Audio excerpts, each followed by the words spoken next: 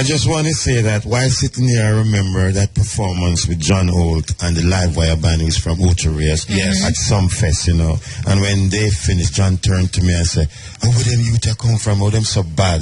Live Wire, big up. John, always remember you. Any parting words from me with only a few minutes remaining? Yes, I just want to, one of my proudest moments was John, when the Temptations opened for John Holt in Bristol, England. I was very proud of that moment. They opened for John. They opened for John Holt. A sight for God. And they were on track. So when John came in the band and the horn section, it was so tremendous. And Muta here teasing Copeland. Yeah, I thank you all for having me, and this is a great moment. It gave me an opportunity to talk about one of my great friends and one of my artists, and to hear two of my other great friends on the line giving tribute and paying respect to Brother John Holt. May his soul rest in peace. Yes. And just want to let the people of Jamaica know that funeral announcement will be made short. I heard the body which should be coming to Jamaica next Wednesday. That's what I heard. But it will be made shortly and announced. A lot of people are asking what's the plans and arrangements. Okay, so he'll be laid to rest at home in Jamaica. Yes, in Jamaica. Good. I must say to all the family and friends of John Holt, condolences and stay strong.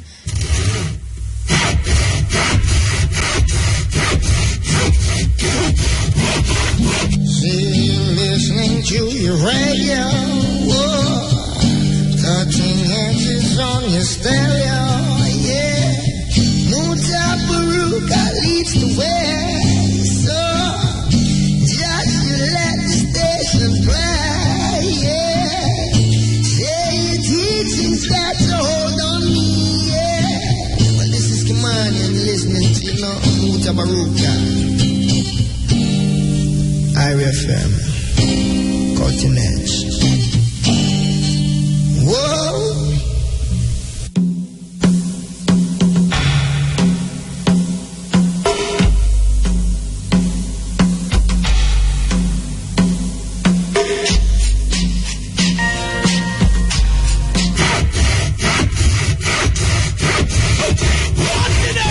With Mutabaruka, we are listening to our events. In the ear, cutting edge, the edge, the edge.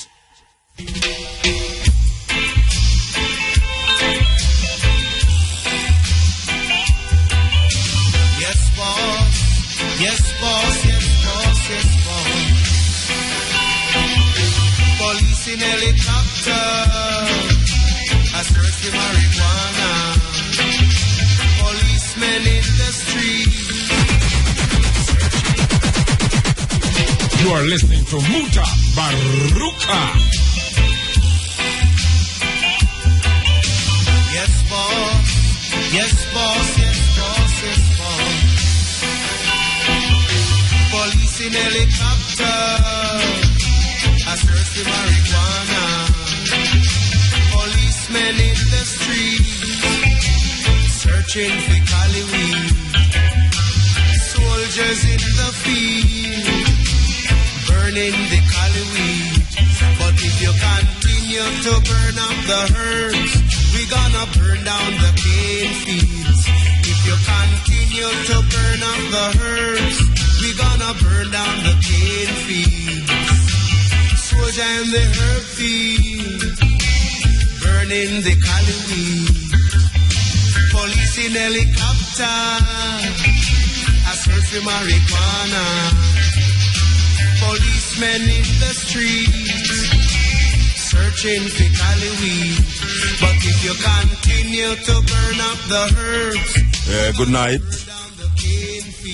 This is the Cutting Edge on IRFM there with you. Yeah, may I tell you, John Holt, for a man who sings so much love songs, for sing one of the most revolutionary songs in a reggae music. Believe you me? This is one of the most dynamic, most revolutionary, at least one of the most dynamic and one of the most revolutionary songs any Jamaican artist sing. And to think that is a man who hardly sing them kind of song there. Believe you me? Don't know where that part of inspiration they come from for do that one here, but a John Holt we start with, you know. Yes, a John Holt we start with, and We have an exciting program in the night, you know. Believe you me. Yes. So here we go again.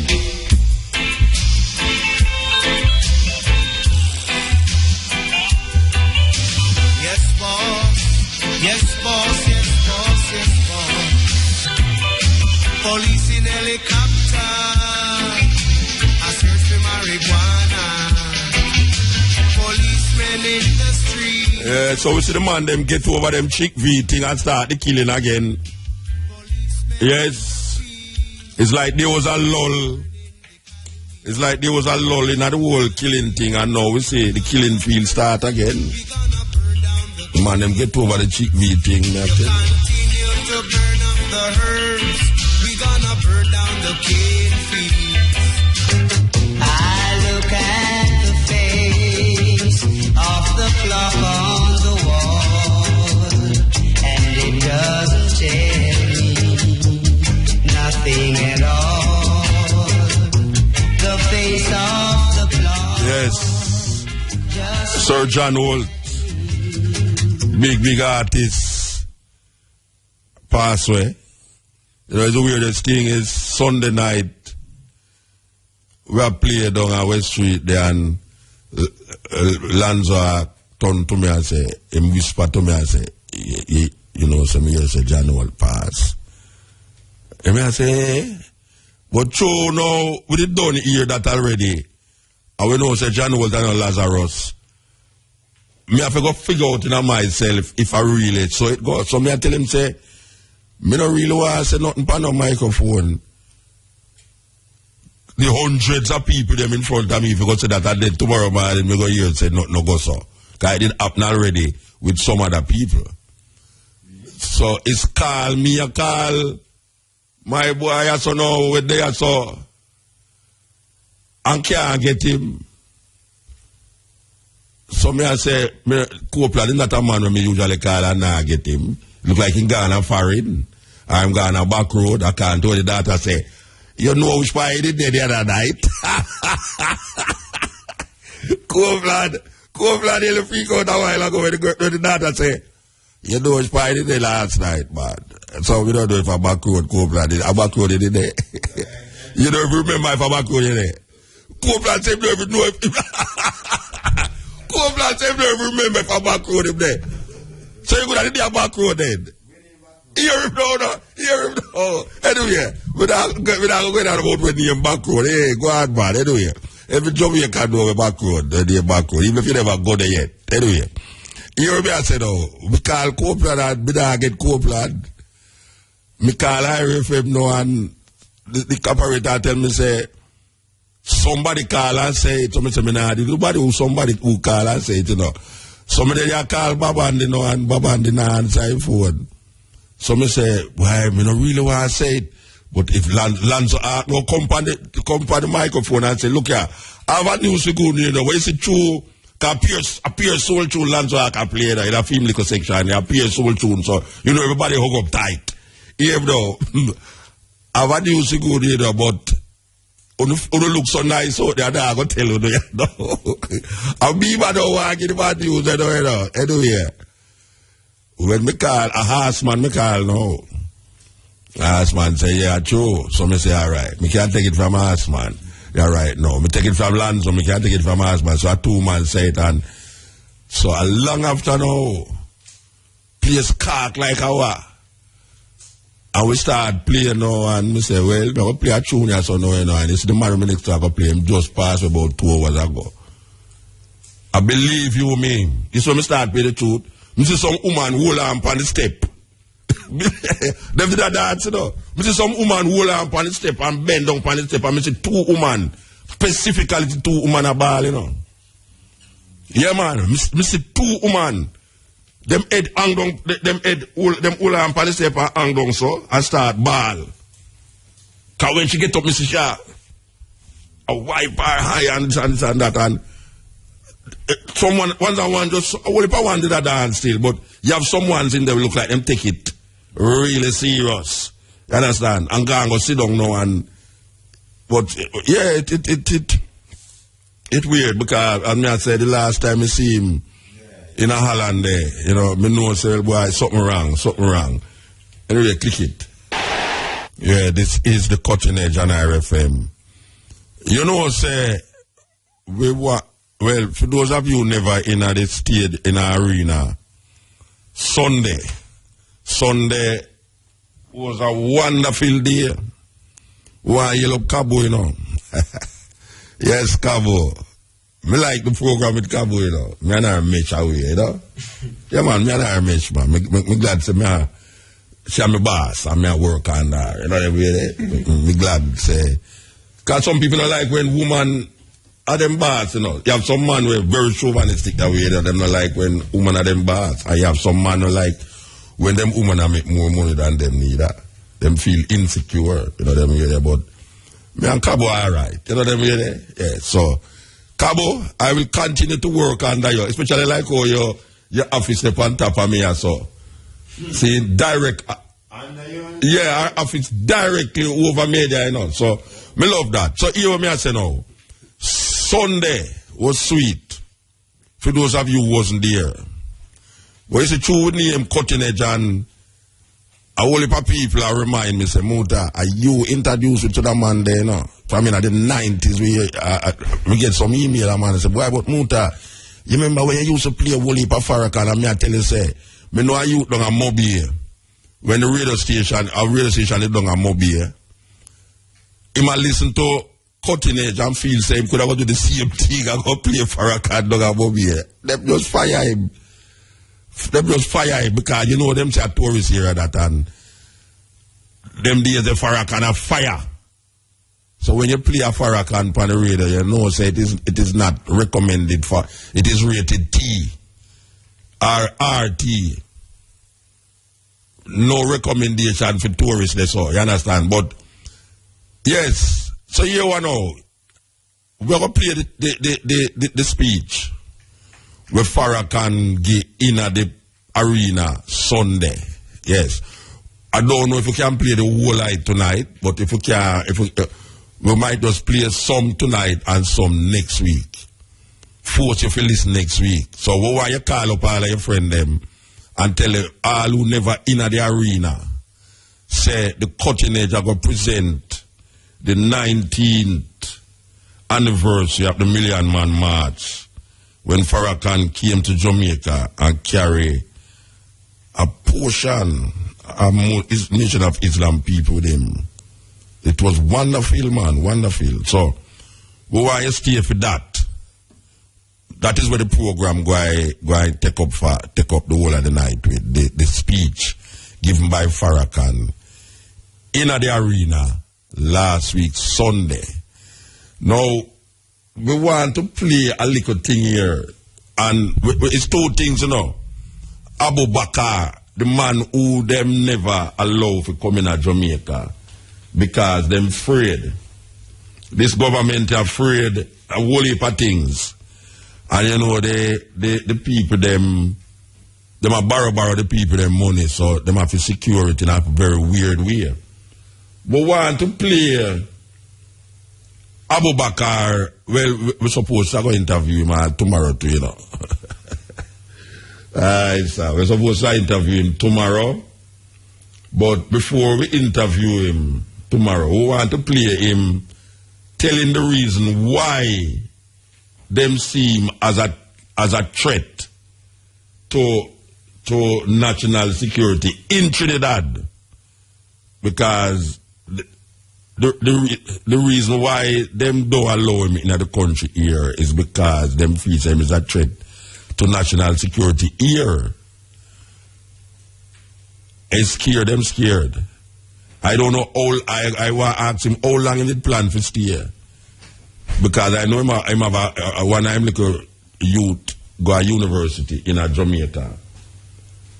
And the thing is that the fear factor is so much in Jamaica right now with everything. Both the Ebola, the chick-V, and now we hear the banning of this man from entering, I mean, not even from entering, because them could have tell him, them could have say, he must have left Trinidad. I don't know why they make the man come clear down and stuff, then put him back one plane and could have tell him, say, don't come. Them have the power to do that. Them know everybody who are come on a flight before them go on the flight. Them know all the passenger, them name and everything in a computer. And them could have single him out and say, look here, you see that man there? Don't even bother make him go up on the plane, because we got to turn him back immediately. But them allow him to come here and then take me money and give plane people them for carry him back. $4 million them spend. Why all right, you know, say the brethren where we interview years where did I get America and England problem? Him end up in a Kenya. And the Kenyan them spend $500,000 US for bringing back to Jamaica. $500,000 US for bringing back to Jamaica. So Jamaica in the same little trend you know, because we spend $4 million to send back a man out of Jamaica. Isn't that amazing? It's very amazing. Believe you me, I find it very amazing that them spend $4 million. If they give me $500,000 out of that, and me go with him back at Trinidad. Would I just escort him out? He would have listened to me, man. He would have listened to me. First class. Because him say him no want go to coach. Him say him no want go to coach, you know, and me no want go to coach neither. But me know say me and him could have a nice little reason go back at Trinidad and don't stress him out. Don't stress out him head for him cuss and all them something. But them stress him out and make him all a cuss, and you know say pilot now allow you to go up and plane when him feel say. Then a guy ball out on the plane, he bola, they don't take him off on the plane. A guy at traveling America then at the end. I don't know what instigate him to ball out, he bola upon the plane. They just take him off on the plane, but if them to just give me all $500,000 out of that, you know, me go up on an ordinary. Me just fly from here, so go to Antigua and take one of the little idiot plane. Them call it again. Liat. What we call it again? Landing anywhere? In any tree. Leave island in it. No, leave island at any. Where you talk about land in any tree, Rasta? Them have a land in any tree with the Virgin. Leave island at any time. Yeah. Anytime, yeah. Leave island anytime. Liat. Liat. Can't you know, them leave the island anytime. And a matter of fact, you know, if the plane full, you know, if them say about left 10 o'clock and the plane full, 9:30, you know, they left. And if them not full, they wait for you know. Yeah, they wait for you 10:30, 20, they say, all right, they will leave now. It come like a minivan. But what me I say is that we could have really go with him, sit down with him, say, boy, I mean him Mutabaruka, you know, and we are like, you know, the way they arrange with him. The man is not quiet. But $4 million, Rasta? Copeland, enough money that you know, yeah. For a plane flight, you know. You ever do a tour yet when your airline ticket come to $4 million? No, sir. And I what? No. That government is easy, no, Rasta. And you know the weirdest thing about it? The man come on TV, you know, with him intellect. According to them, you know, is an intellect, you know. Where the brother name again? St. Peter the Divine. St. Peter the Divine, you know, because I look for divine intervention. I don't want to make a get a divine intervention from God to send back the man that I did, so that I'll spend me $4 million. And you're $4 million I'm spending, you know. How me get it back? How me know we'll get it back? I soon tell you to get it back. But them could have to go spend, for me, tell you now, them could have spend $5 million for arrest me. Yes, when me start to tell you how you forget back your $4 million. But hear me out, you know. When you see the man on the TV, you know, him look like him intelligent, you know. Yeah. You see, when me a little youth, you know, I believe the politician was like up there with intelligence, and I say, yeah, you know, The man a minister of this, a minister of that. Them supposed to have sorry. But no, me I get a ton big money and no me I say, but some them money are some idiot man. Are some idiot them, you know, that's the man have a reason for gay why it is justified to spend $4 million to send back this money, you know. When all you have to do is, if the man a behave boisterous, you just take him off of the plane, handcuff him, carry him, go quarantine like him have Ebola, and make him sit down there and say, watch out now, you go and stay there so until you keep quiet, you know. So you better make sure say you keep quiet, that we can't send you upon the next plane. If you say you want to go first class, I know nothing. Because we say you have bad food. So we send you upon the first class. But you better keep quiet. And if you don't keep quiet, you make him stay there till him keep quiet. You know, see, it's just a simple thing, you know. You think say go on, favor. You must have more patience than him. That is the art of war. You have more patience than him. Him now go be boisterous forever, ever. You understand? Yeah, so you must handcuff him and send him go somewhere where him cool down, and they can put him on a plane first class, which Derby costs $100,000 Jamaican, and $100,000 Jamaican for go to Trinidad first class. No side, no cost. I must say about maybe 50,000 or 60,000. Yeah. About 50,000. Yeah, about 50. Yeah, for first class. So my ticket too. So we're gone a little more than 100,000. I could say we're gone 100,000. What kind of foolishness is that, Rasta? And the man sit down there and talk on the TV like it's a berry. I mean, it's like, oh, Jamaican people can't understand why we did have to pay $4 million for this man. It's like, are these Jamaicans stupid or something?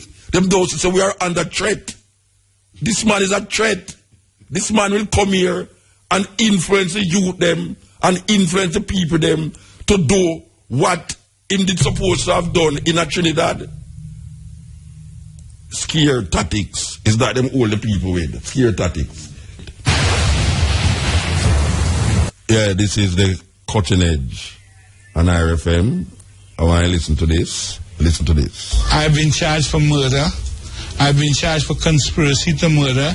I've been charged for treason. I've been charged for terrorism. I've been charged for guns and ammunition.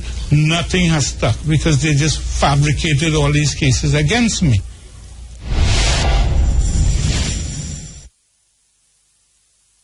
Oh, we're going there. Wait. He's going there, so. We don't understand that. Hey, Abu Bakar. You crazy. This is the Attorney General, the Minister of National Security, the advisor, and the Major Thompson from the... excuse me. And the government ministers was found in the airport by a woman police officer with all these drugs. I mean, I'm not talking about 10 kilos, a substantial amount of drugs. Mm-hmm. These ministers, right? And she came to us and told us that the government is planning to kill her. So I said, well, why would the government kill you? She was working with the narco section in the airport. Of course, in plain clothes, not in uniform, and stumbled onto them with all this cocaine. So then she tried to get this matter addressed by the Commissioner of Police and everybody, and nobody wanted to take her and say, you crazy. This is the Attorney General, the Minister of National Security, the advisor, and the Major Thompson from the Army, and this is ridiculous. We can't report these people. And then finally she came to us. 4 days after she came to me and complained about this matter, they created a mock battle at Chagaramas. And she was sitting in a bus, and one of the police officers in the bus shot her in her head and killed her. 4 days before they killed her, she came to me and told me the people who were in the VIP room, the people I just called and told you. So after I exposed that, then they unleashed the state machinery on me and occupied my land, and then every Friday I couldn't have any peaceful prayer. They would destroy the things until finally it come to the court and I arrested them. and charged them for the murder, and that's the coup. That was what the coup was about. We arrested them. They said it was wrong, and we could make this a settlement, and so they wrote an amnesty. They betrayed it, but after 2 years it went to the Privy Council, and then we were let up. After 1990, the authorities destroyed everything while we were in prison. They bombed all the things, everything. They just destroyed literally everything except the mosque, right? And the man was driving the tractor up to the mosque, and it overturned and almost killed him. That's why he didn't destroy the mosque. Since 1990, there's been a lot of scapegoating of you as of some sort of bogeyman for what's sort of happening in Trinidad right now. I mean, do you feel like you've been targeted by the officials here? Since 1990, I've been charged for murder. I've been charged for conspiracy to murder. I've been charged for treason. I've been charged for terrorism. I've been charged for guns and ammunition. Nothing has stuck because they just fabricated all these cases against me. So that is not prosecution, that is persecution. We're hearing a lot now that the narco trade here is ramping up a lot. Yes, of course. Is it coming from politicians? Is it coming from business people? Where is it coming from? Everybody's involved. Everybody's involved. Everybody, the police, everybody's involved. The Coast Guard, everybody's involved. Our next one neighbor, 7 miles, is Venezuela. And then right next to Venezuela is Colombia. And right here, this is the transshipment point. I mean, the other thing that we're looking into with that's contributing where have you been in Trinidad since you're here? Port of Spain, we were in Leban's Hill, we were at the university, we were in Beetham, we were in John for a little bit. You will see nothing. Go and look at the affluence in Trinidad, and you know in Brooklyn you can find the affluence that exists in Trinidad nowhere. And you think it's all coming from the drug trade? All of it. Yeah. All, not part, but all. All of it. Yeah. How else were you talking about? So then, I mean, it seems like it's very easy for the government then to blame the kids in John and Beetham, and that's why they're going in there. Listen, you have sense, I'm sure. You are insulting my intelligence. Yeah? You, a drug dealer will live in Beetham. Drug dealers live in sprawling mansions with swimming pools and cars, and you've been in John. Have you seen any sprawling mansions in John? You seen any swimming pools in John? You seen any lavish cars? Come on now. Come on. Don't insult my intelligence. You know that. You know how drug dealers live? Sprawling mansions. They live well. Yes, of course. So that's why I say go to the other parts of Trinidad and see how those people live in, and you want to know 1.3 million people, where is money coming from? I mean, what is selling to make this money? But at the same time, though, you do have, I mean, we're looking into the fact over the past 15 years, the murder rate in Trinidad has gone through the roof. Yes, that is true. And what's to blame for that? Well, part of it is poverty. Mm-hmm. I mean, poverty leads to disbelief, right? And when people don't have any belief in anything at all, whether it be spirituality or they don't have any guidance or anything, they operate according to how they see. I mean, when a lion kills a deer to feed its children, the lion is never charged for murder. So, I mean, when a man can't feed his children and he commits, what do you want him to do? But there was poverty 20 years ago, you know, and there's poverty now. But you didn't see 500 murders a year 20 years ago. Now you see 500 murders a year. I was in charge. Oh, because you were in charge. I'm telling you, I was in charge. Mm-hmm. 20 years ago, before 1990, I was in charge of the ground. And when I came out of prison, I left it, and I say, I'm telling you what happened. There was just a commission of inquiry, right? They asked the Prime Minister in the commission of inquiry. This was the question posed directly to him by the chairman. What was your problem, Mr. Chairman, with Abu Bakar and the Jamaat al-Muslimin? And he said they were playing police. That was his answer, that we were playing police. Of course, I don't know, I was playing what I was. I used to be a police officer for 10 years, right? So I wasn't playing police, I am a police. After you go to jail, what happens? You lose power of the streets? Or No, we just left it. You just left the streets? We left it. We say, that's where you want? Well, we left it. And that's what's the problem now. We left it. who's controlling it right now? Controlling what? Who's controlling the streets? It's out of control because all the young people just come up after them who don't have the experience of the streets, who didn't have the will, the control. I mean, and a lot of the people who were the community leaders were people who were in our organization. We control the streets. And there were people in their community that were dealing drugs, so you cast them out. They are dealing drugs, yes. Some people in those communities, they're dealing drugs. I mean, yeah. And of course, we are opposed to that. But we are not at war with those people. No, you're not at war. I'm saying the breakaway factions that broke away from here that you cast out, they're the ones that seem to have taken a little bit of control in these neighborhoods. Some of them, yeah, because they were taught by me how to be leaders. So obviously, if they're in the community, they will be the leaders. And as a former police officer, how do you feel about the police right now in Trinidad, how they're doing? There are too many extrajudicial killings. There are too many, much too many. But you see, before 1990, I was up against the police for that very said reason, right? And after 1990, it slowed down. Now it's gone out of hand. But it tells you something about the governance of the country, right? If you are a parent in your house, the more control you have over your children is the less discipline you will need to control them. You follow what I'm saying? Yeah. If you are running your home properly, your children don't need to be disciplined. You don't need laws every week, new restrictions for them, new curfews for them, because your home is being run properly as a parent, and you're looking after your wife and your children.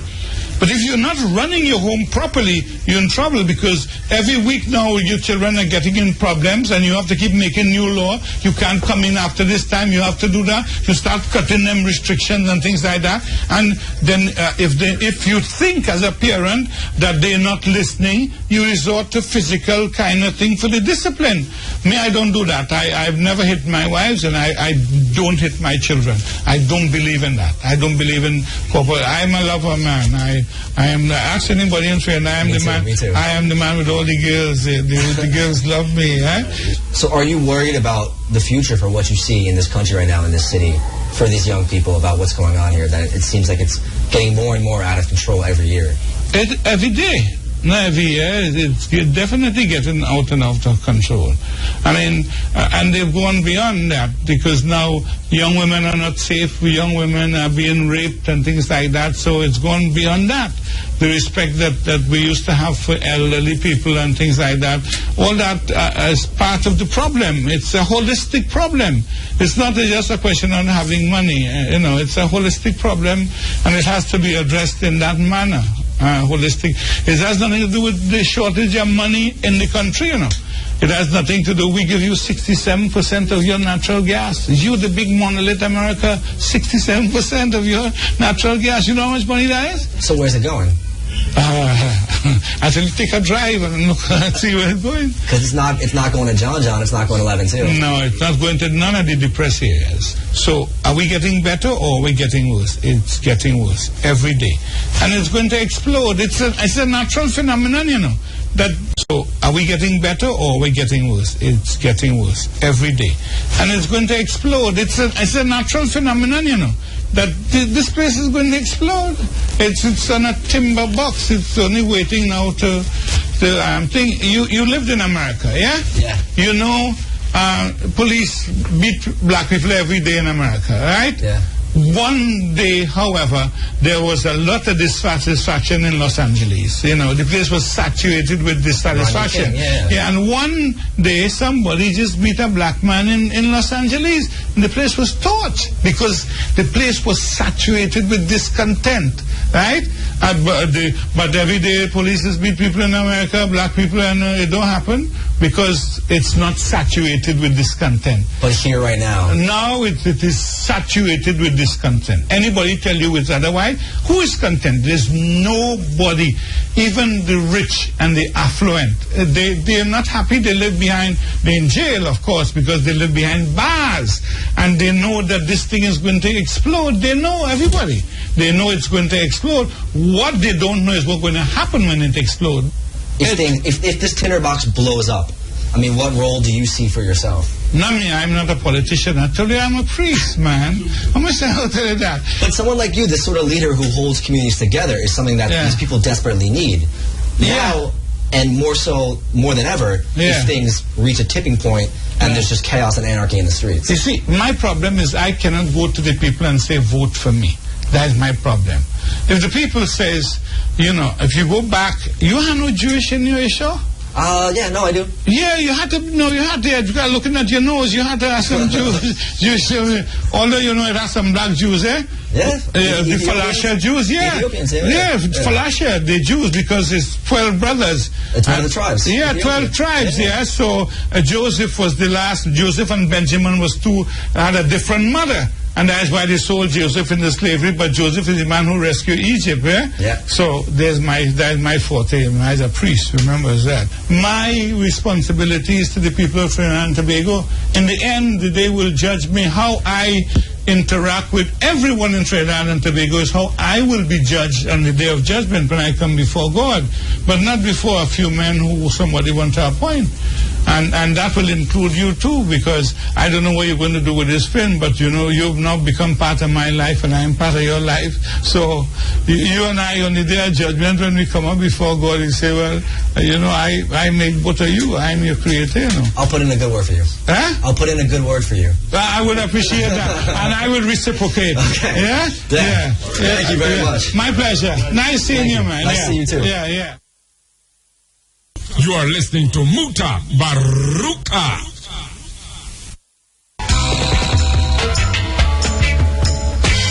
When I used to go to school, you know they taught me the golden rule. They say.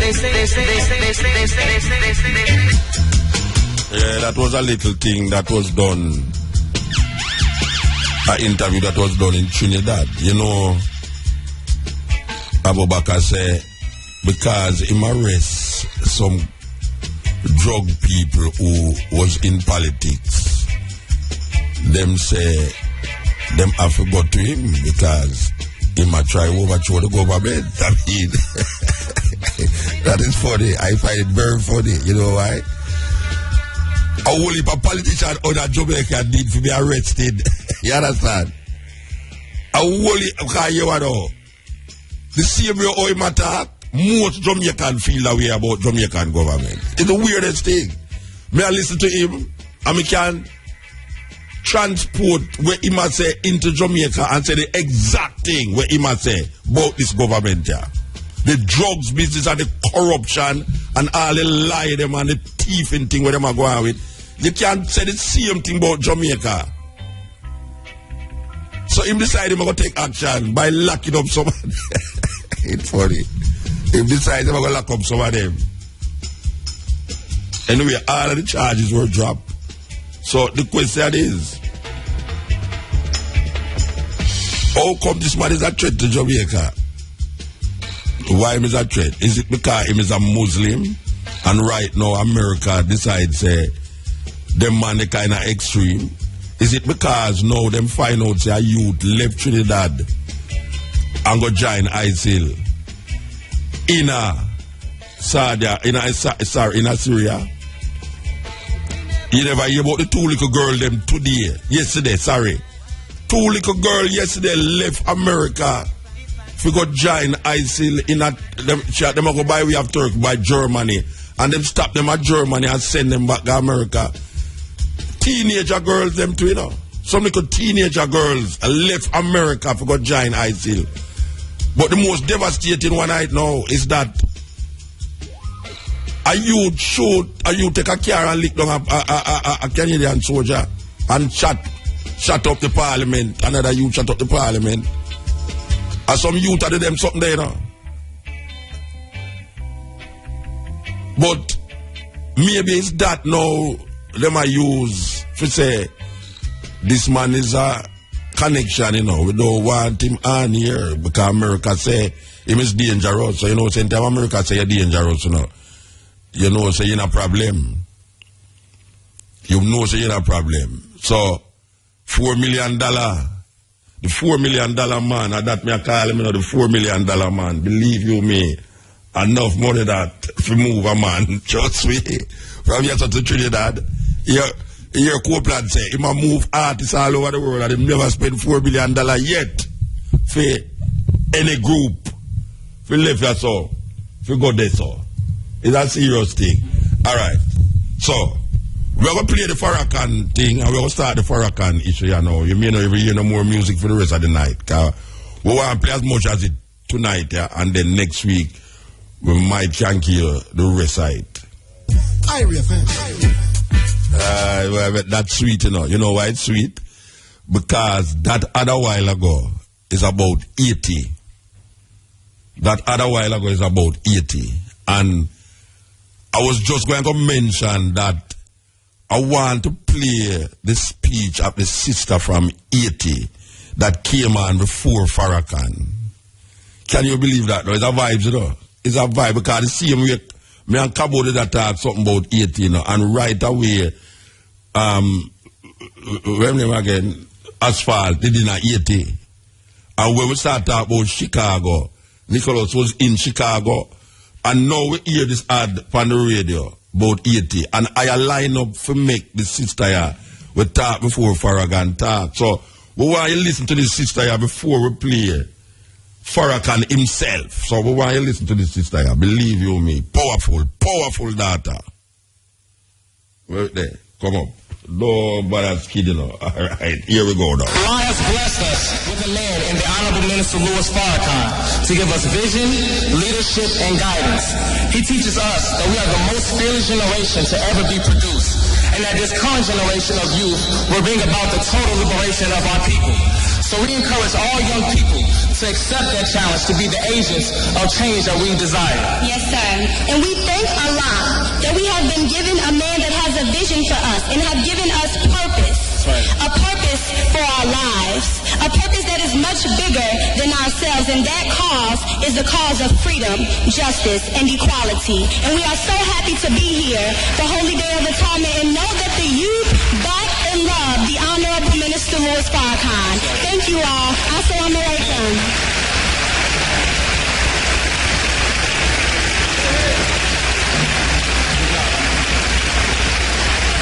Come on, brothers and sisters, let's keep it together for the youth. Let's keep it together for the youth. You know, at the Million Man March, they asked was women represented at the Million Man March? And the answer was a resounding yes. Throughout America, throughout the world, women sent their husband, their children, their brother out, and women spoke on the Day of Atonement, the night that on October the 16th, 1995, we had many women speaking.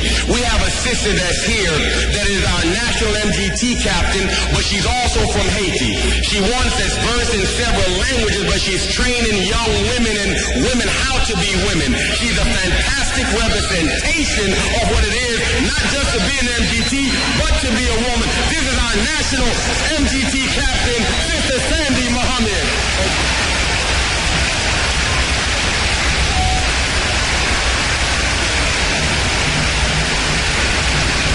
In the name of Allah, the Beneficent, the Merciful, we give him praise and we give him thanks for his love and mercy to all of the members of the human family. That every nation has received a messenger from God, a prophet from God, a guide from the Almighty God. We thank him for Abraham to Moses, and we thank him from Jesus to Muhammad. As part of a people that has been destroyed by nearly 500 years of slavery and colonization, I could never thank Allah enough for his intervention in our affairs in the person of Master Farid Muhammad. We thank him for raising one from among us that would reform us, that would guide us, that would lead us back into the path of God's favor. We thank him for the eternal leader of the nation of Islam, the most honorable Elijah Muhammad. Yes, and we thank them both for leaving a man with us who loved black people with all of his heart, with all of his mind, with all of his soul, with all of his strength, that he has sacrificed his life.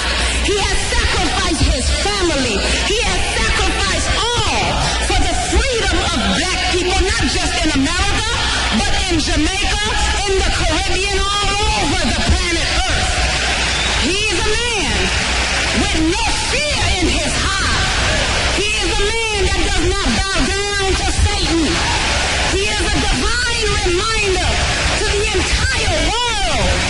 No matter what color you are, class, creed, he is the Honorable Minister Louis Farrakhan. It is in their names that I greet the mighty people of God with the greeting words of peace of Assalamu Alaikum. I would like to first thank the beautiful people of Jamaica and Nation of Islam. Help me to thank the beautiful people of Jamaica for welcoming us to your beautiful country. We love Jamaica and we love the Jamaican people. We are all the sons and daughters of Africa that has been destroyed and damaged and divided by slavery, divided by colonization. But as we were separated and divided yesterday, today a change has come in the person of Farrakhan. As a woman in the Nation of Islam, who come from humble roots, as my family are from the island of Haiti, and to all of my Haitian massive sakase. That's right. We black people in America are intimately tied with the Caribbean, and we owe a great debt to the Caribbean. So as my brother David says, the Caribbean gave us Marcus Garvey. The Caribbean gave us George Padmore.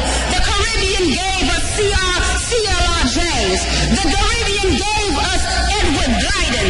Aïti Sherry gave us Toussaint Louverture. The Caribbean, St. Kitts in Jamaica, how indebted are we to you? Because you gave us the mother and the father of the boldest black man on the face of the planet Earth. That's why we love you, Jamaica. We love you, St. Kitts. So we owe a tremendous debt to the Caribbean. And we must know that we are one family, having the similar roots, having similar struggle, suffered under the wickedness of slavery, suffered under the wickedness of colonization and injustice. So that means that we all have to fight for our freedom and our justice, and we must continue to fight for our freedom, justice, and independence. So now guess what? We are in need of repair of the damage that the enemy had inflicted on us, that we are still suffering from that today. So as the people of Jamaica and all over the Caribbean discuss the hot topic of reparation, well, I got news for you. We want to share with the world that we have been given a supreme wisdom, a supreme knowledge that is repairing us, the black man and the black woman of America, of nearly 500 years of slavery, colonization, and injustice. Well, how can you tell that there's a great repair happening to the so-called Negro? Well, to the people of Jamaica, I give you the Nation of Islam. I give you the FOI.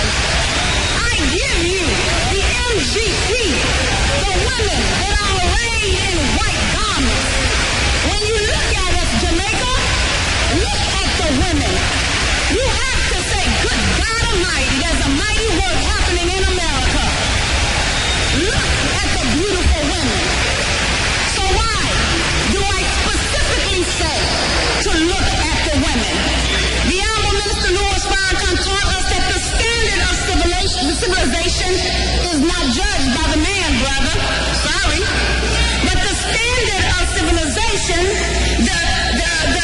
the way you can tell how high a civilization is, it is measured and judged by the condition of the female. There is no reformation. There is no reformation if the black woman is not reformed first. There is no reparation if the black woman is not repaired first. Why? The Honorable Elijah Muhammad taught us that 75% of the work is with the woman and 25% is with the man. When you teach a man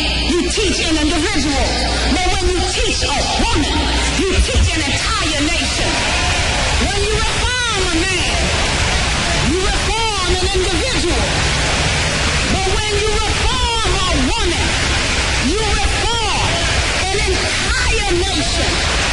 So how important are you, black woman, to the rise and the continued rise of Jamaica? How important are you, black woman, to the rise of the Caribbean? How important is the black woman to the rise of the whole entire world? She is the most important part of Reformation. So the Honorable Minister Louis Farrakhan tells us why. He says that she possesses the rule, the laboratory wherein are fashioned those who will inhabit the world.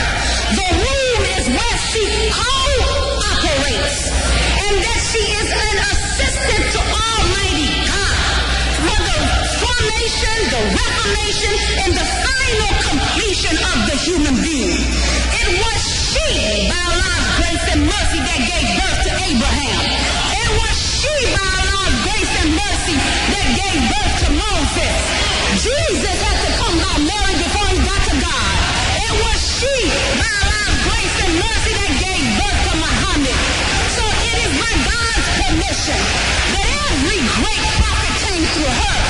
Every great thinker came through her.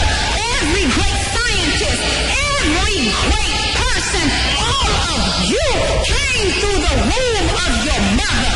So how important is the woman, specifically the black woman, to the rise of our people? So the Honorable Minister Louis Farrakhan said that men, and I know I'm talking to men who understand God, love God, know the workings of God, will kill nations to protect the womb of their woman. And so we in the Nation of Islam, we have such men called the FOI. And if you want to know more, come and hear the Honorable Minister Louis Farrakhan. The woman has been repaired, or she is being repaired. We are taught how to sew. We are taught the dressing room of our ancestors, so now we dress in a way where men could not know the beauty of our form, but they will come to know the beauty of our mind, of our expression.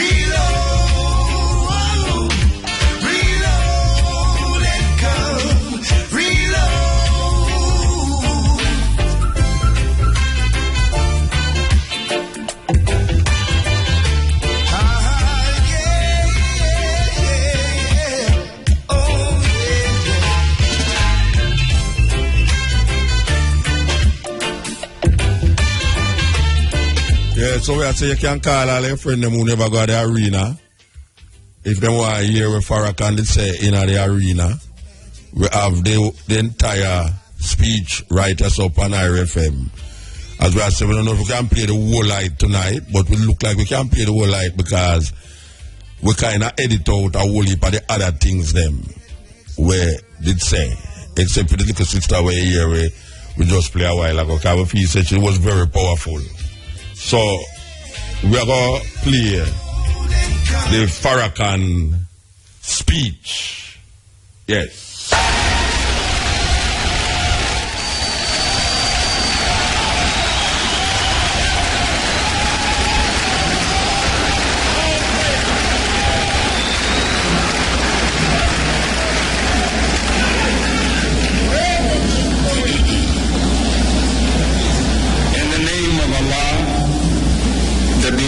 The merciful. We thank him for his greatness, his goodness, and his mercy to the human family.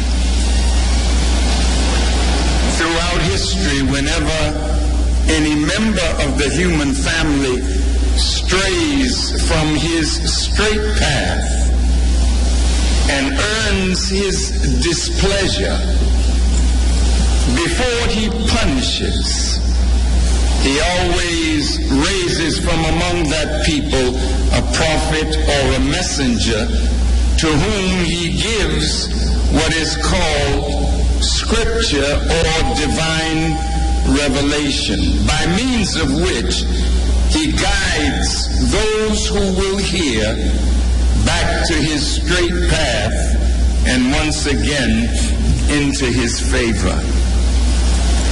We thank Allah for Moses and the Israelite prophets that gave us the Torah or the Old Testament.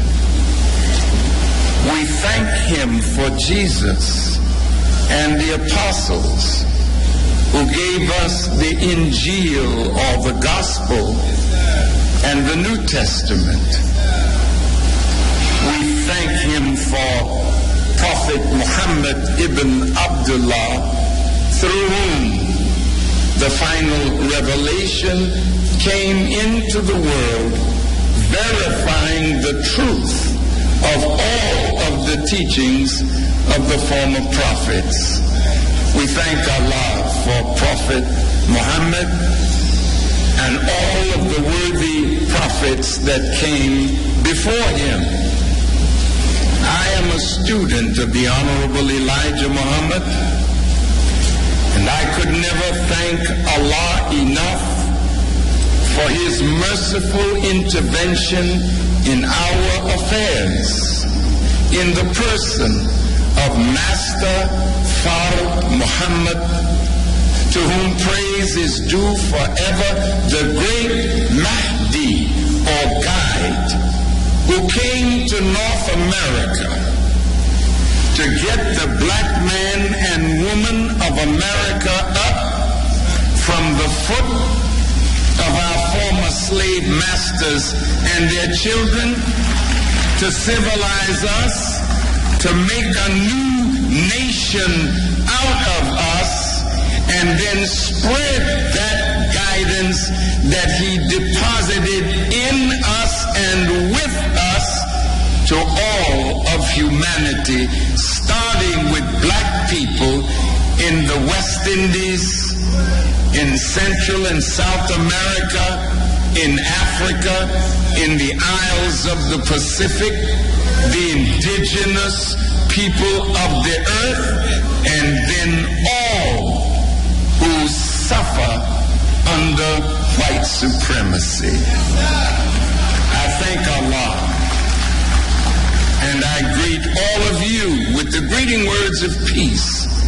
We say it in the Arabic language, Assalamu alaikum. Thank you to the government and people of Jamaica for their warm and gracious reception of us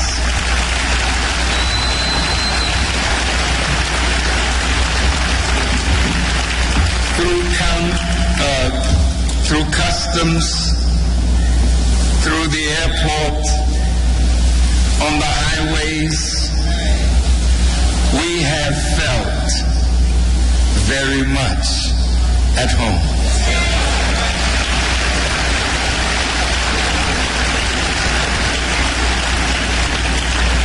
I have always come to Jamaica by myself, sometimes with my family, my wife, my children, but I never came like I came this time. There's a scripture in the Bible that says, you can tell a tree by the fruit it bears, but you can tell a man by his works. So what we brought to Jamaica is a sample of the work of the Honorable Elijah Muhammad, which is a proof that a new teacher has come among us. And no matter how good the brothers look and how handsome and clean we are, you don't judge civilization by a man. You judge the measure of that civilization by women.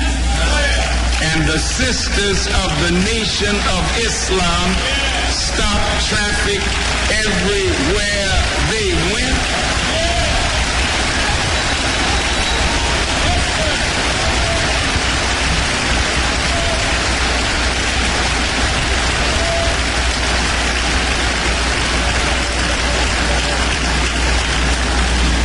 Their high degree of civilized behavior, when they watched us in the hotels or wherever we met each other, we shook each other's hands and hugged each other, because the hallmark of the Nation of Islam is the love of the brotherhood. And where there is love, there is life. And where there is love, there is the presence of God. Now,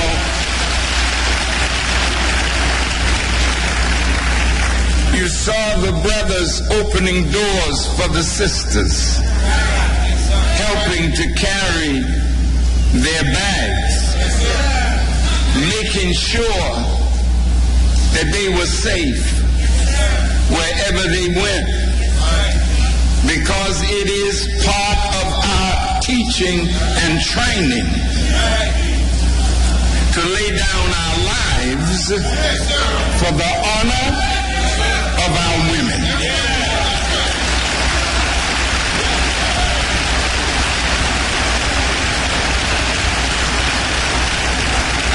We will never be respected as a people until we show honor, love, and respect for our women.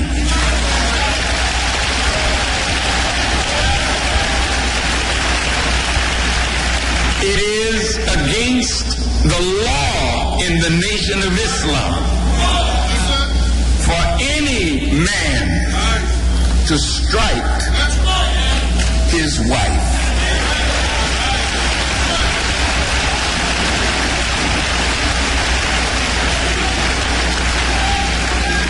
Any man that strikes a woman is showing his mental incapacity to handle the woman. Therefore, in the Nation of Islam, men must grow into the wisdom of God that will allow us to deal with our families without acrimony and bitterness. Now, we are not perfect. I have to make that clear. Yes, sir. But any man that strikes the sister, and we know about it, they get excommunicated for a period of time until they learn how to manage their anger so that they never strike the mother of their children, the one who is born to give us solace and comfort and guidance and help. Never, never allow your children to see the male in a household strike the female. So I thought that in coming to Jamaica, you've seen me before, some of you. You've heard me before, some of you. But my work on behalf of the Honorable Elijah Muhammad speaks for itself.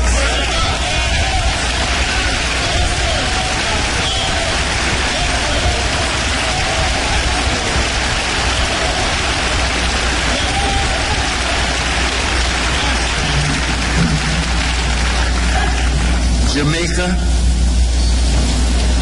you are a pearl in the Caribbean. So much has come to the world from this island in the sun. This island is special. You always punch above your weight. But today, I want you to bathe in the sunlight of God and His truth, that we may truly be an island not only in the physical sun, but an island bathed in the light of God, that we become an exemplary nation, an exemplary people that can continue the legacy of the heroes that we will honor tomorrow, that we have honored here today. They have done their work, and we are the beneficiaries of what they did. The question is, what are we doing? What are we doing to finish the work?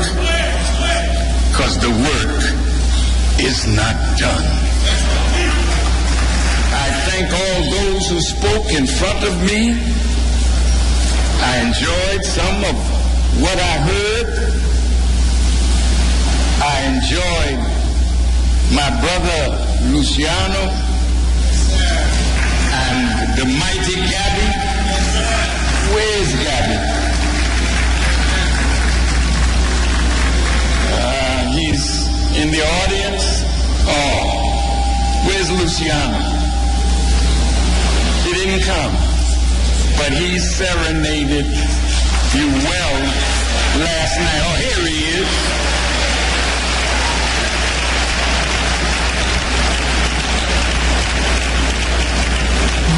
I want you to know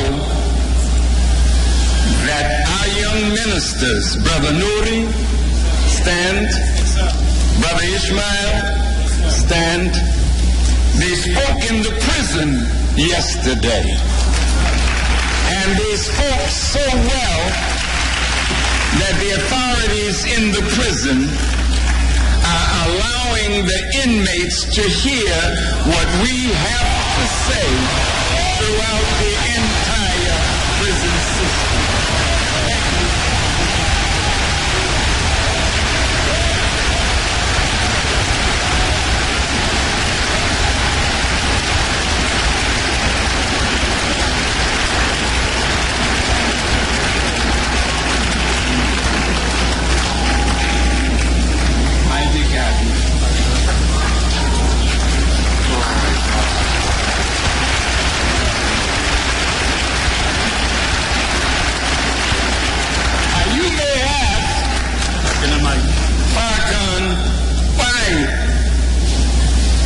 to hug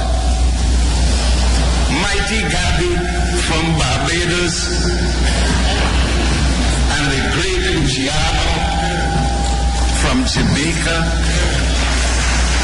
But let me tell you, the cultural community is the community that will save the world and continue the legacy. I may make a speech, but one song,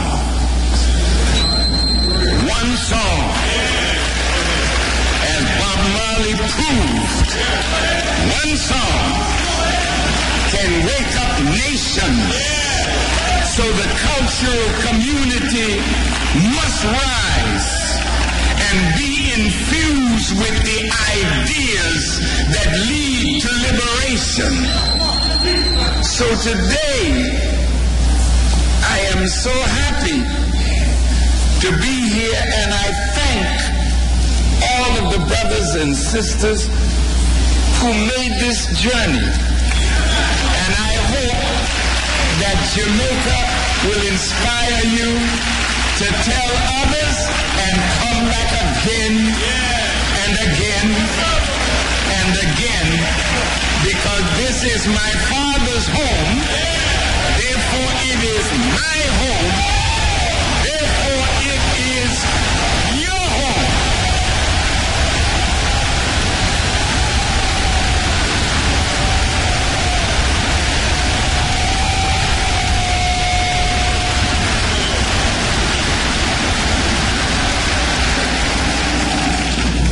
In the Bible, for all of my Christian family, I want you to know that I am a Muslim, but I am a Christian too. You say, Farrakhan, how could you be that? You must be confused. No, I'm not confused. The knowledge that I have received from the Honorable Elijah Muhammad is so deep that it makes me sick to see people who believe in God acting as though they never believed anything at all. Muslims killing Muslims. Muslims and Christians killing each other. And you may wonder, who are we? We are the nation of Islam.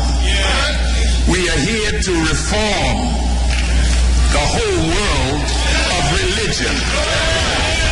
Because the whole world of religion has failed to civilize humanity and cause them to walk the righteous path of the prophets.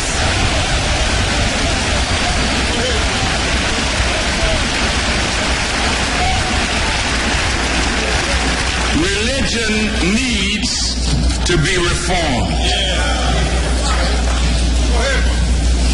Going to church is fine. Going to the mosque or masjid is fine. Going to the synagogue is fine. Going to any place of worship is fine. But the problem is not with those who believe.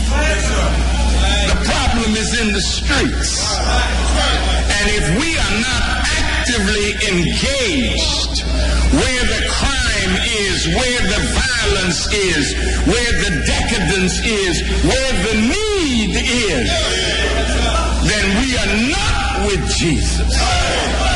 We are not with Moses and the prophets, nor are we with Muhammad. Peace be upon these worthy servants of God. The Quran talks about the uphill road. And it asks the question, what will make you know what the uphill road is? And the first thing it says, the uphill road is to free a slave. feed the hungry and orphan, and to raise the people that are lying in the dust. That's our work in the Nation of Islam. I love these heroes. I got chills as I saw the great ones on the screen that have passed before us. I do not intend to go out of this world whimpering. I do not intend to go out of this world bowing down to the forces that have destroyed us as a people. You are listening to Mutabaruka.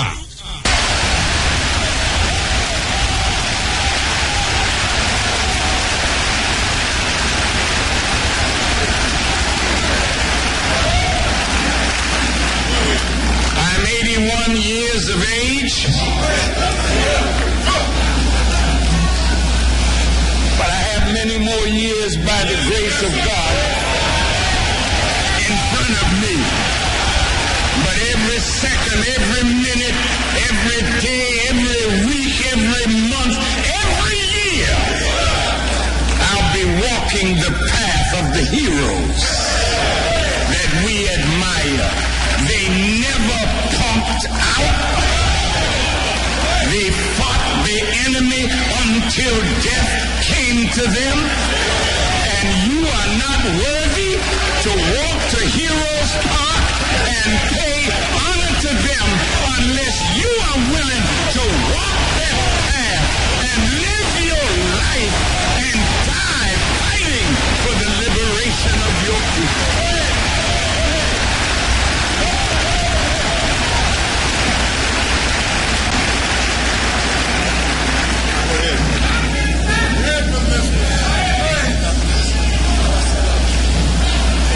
In the scriptures it reads, in the book of Matthew, the 24th chapter, as lightning shineth from the east even unto the west, so shall the coming of the Son of Man be. Notice the direction of this Son of Man. He's coming out of the east, but his movement is to the west. And the scripture goes on. It says, for wheresoever the eagles are gathered together, there will the carcass be. You and I, particularly in America, are the carcass, the remains of a once great people. Ezekiel saw us as dry bones in the valley. The bones were talking to each other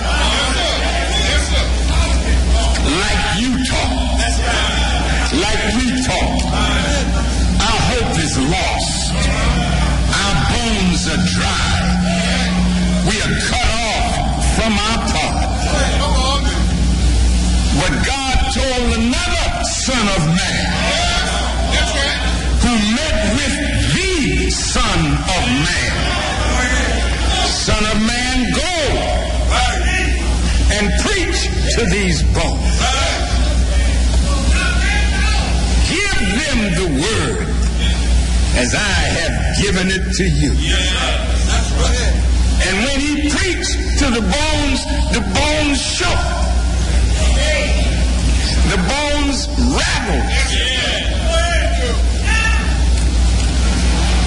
And I'm sure when you finish hearing the word that I'm about to give you, you shake. You rattle. And like all the great ones that came before us, we cheered them.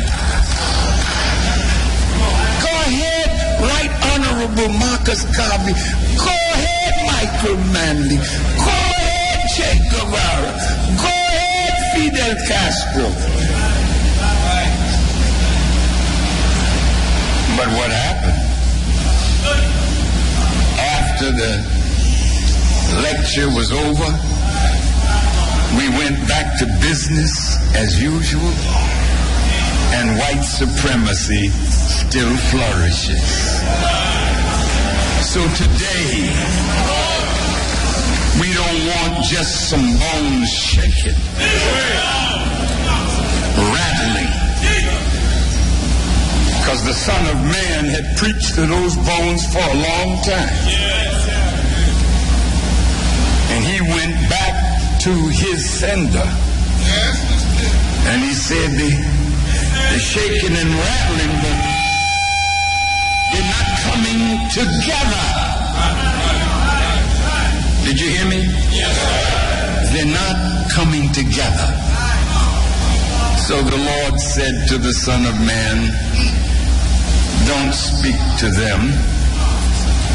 Prophesy unto the winds.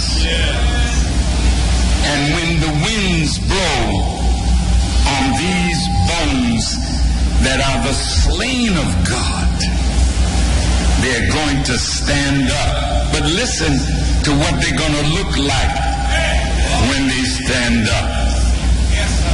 They will stand up an exceedingly great army.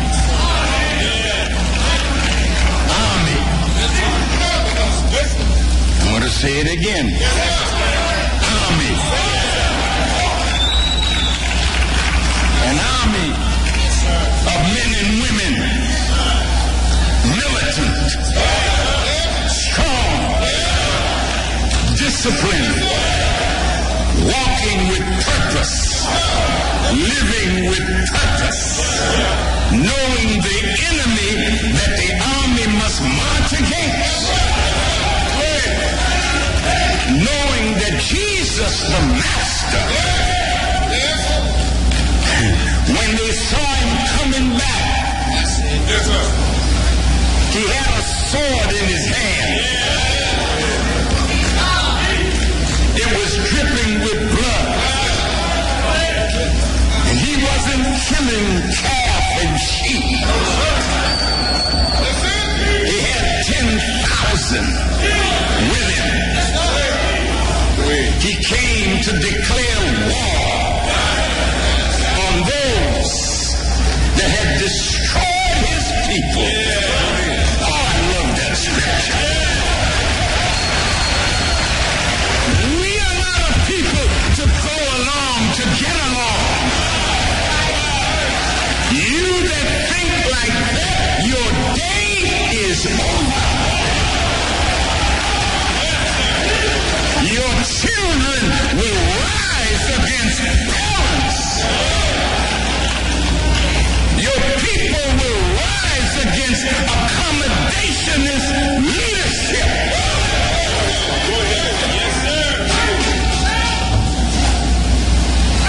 Your people want strength from their leaders.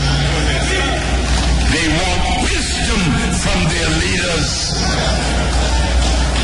And they don't want us in the face of the enemy, scratching when we don't itch, bending and bowing in the face of the enemy, scratching when we don't itch, bending and bowing like we are some subservient slave.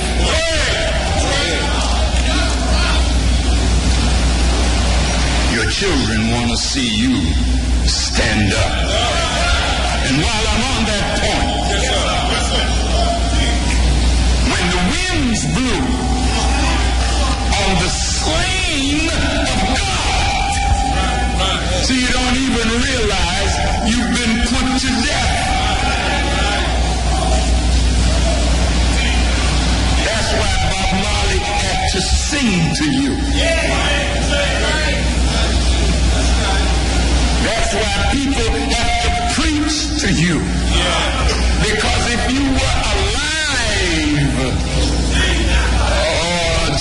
America would be so great. Yes, sir. If you were alive, the Caribbean would be united. If you were alive, but your bones are scattered. And the enemy made sure that you would never find the path of unity. The enemy didn't want, even in the British West Indies, that the islanders from one island would go to another island and meet their brother and sister. They made it difficult for travel between the islands, and that is going on right now.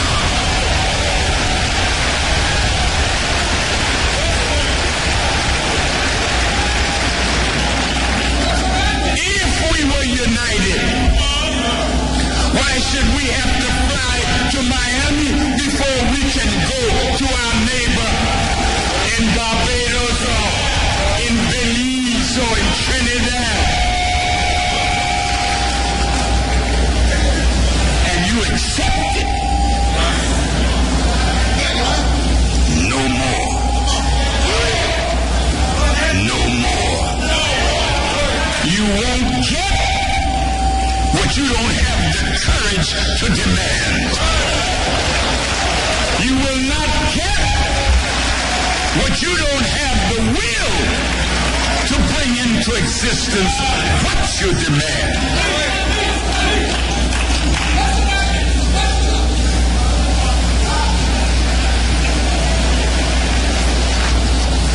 We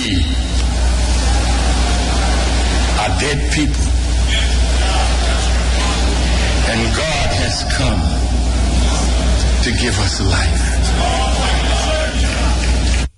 Yes, Farrakhan at 19th anniversary of the Million Man March right here in Arena last Sunday. So we're going to come forward to him. The time is 1 minute past 12 o'clock. Breathe life into us. When the whites saw us walking, they knew these are not my children. This is not the product that we made. When you see us, when you hear us, when you come in our midst, you know you're meeting a different student from a different teacher. You love Malcolm X? He came from a great teacher. You love Muhammad Ali? He came from a great teacher. You love Louis Farrakhan? He came from a great teacher. So today I want to introduce you to the teacher who made us as we are, that you can be made the same.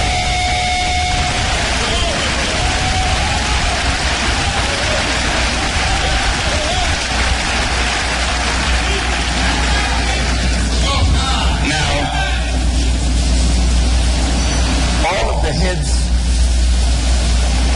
of the CARICOM nations agreed that reparatory justice or reparations is what we must seek.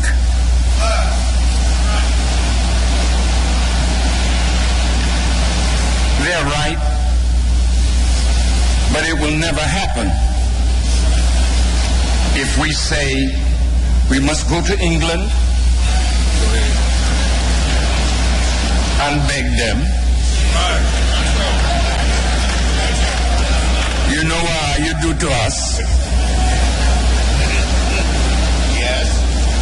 But let me tell you, at the top,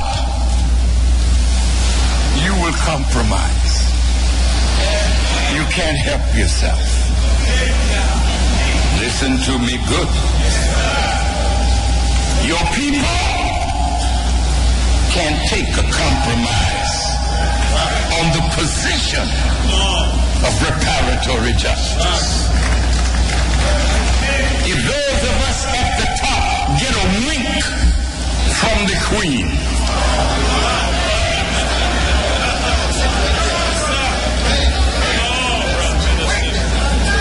we are ready to throw in the towel.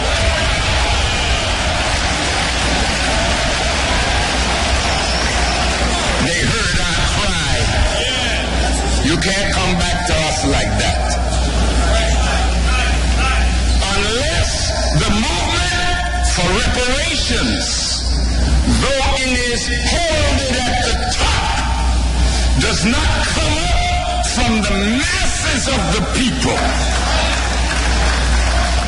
then you that are the classes will never bring what you're seeking to your people. Are you listening? See, you've been trained by them. And the more of their education you have, the more of them is in you. Now I'm going to prove my point in a minute. You boast in your degrees from them. That you can sit and meet with them. That you can go and be knighted by them. And get to be called sir.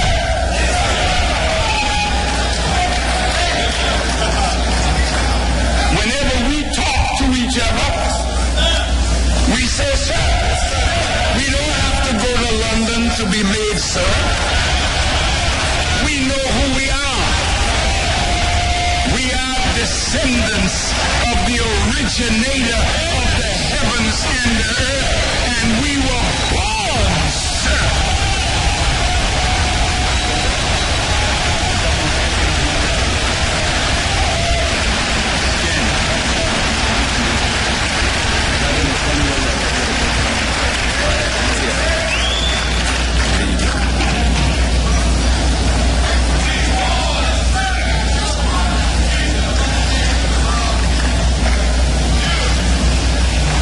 Came here to show the world that there is a balm in Gilead to make the wounded whole. There is a balm in Gilead to heal the sin-sick soul. To ask your former slave and colonial masters to repair you. They don't have the wisdom to do it, nor do they have the will to do it.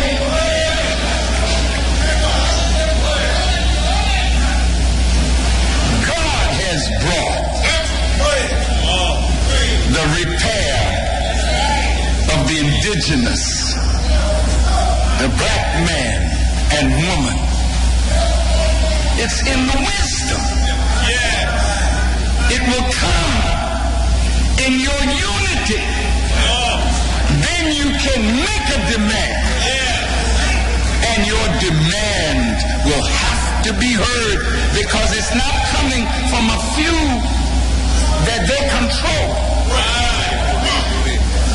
You didn't hear that, did you?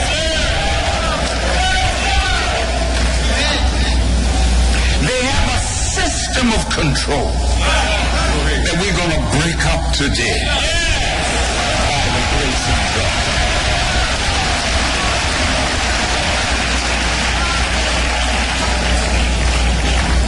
Why shouldn't we break up the system that has destroyed us? Why would you accept Norman Manley, who was fierce in his cry for independence as Jamaica's first premier. Miranda Bustamante,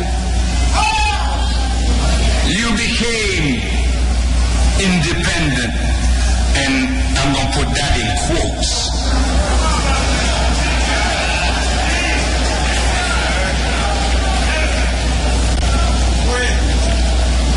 You got a flag, it's beautiful. You got one of the most beautiful anthems in the world. And you got a seat in the United Nations. Big up for you. But independence, you don't have that yet. Independence, you don't have that yet.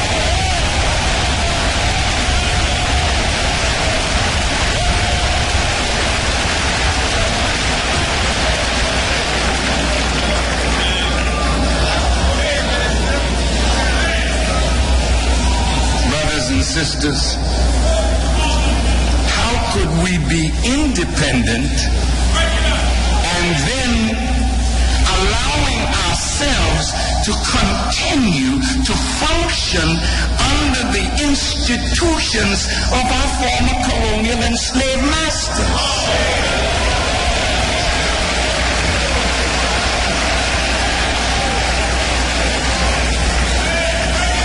My teacher taught me that if a man won't treat you right, what will make you think he will teach you right? So you mean you're gonna put your children under a system made by your enemies and theirs? If you want to be free, the first thing you have to think about is what kind of education should we possess that will allow us to continue what Norman Manley and Bustamante and Michael Manley, the journey that they put us on, it ain't over yet. So you don't have nothing to celebrate if you're not marching toward the goal of true liberation, true independence. Now, what kind of education are you receiving? Well, we are under the British system. I think that's a problem.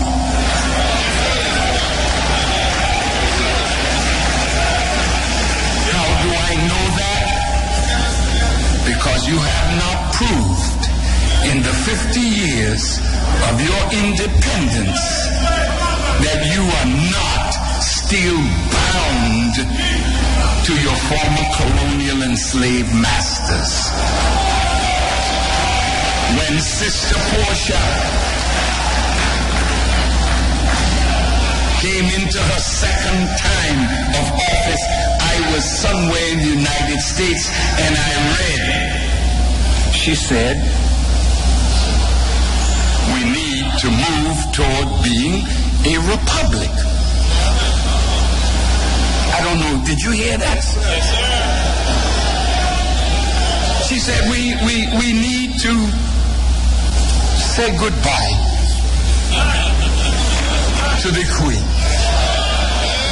Not disrespectful.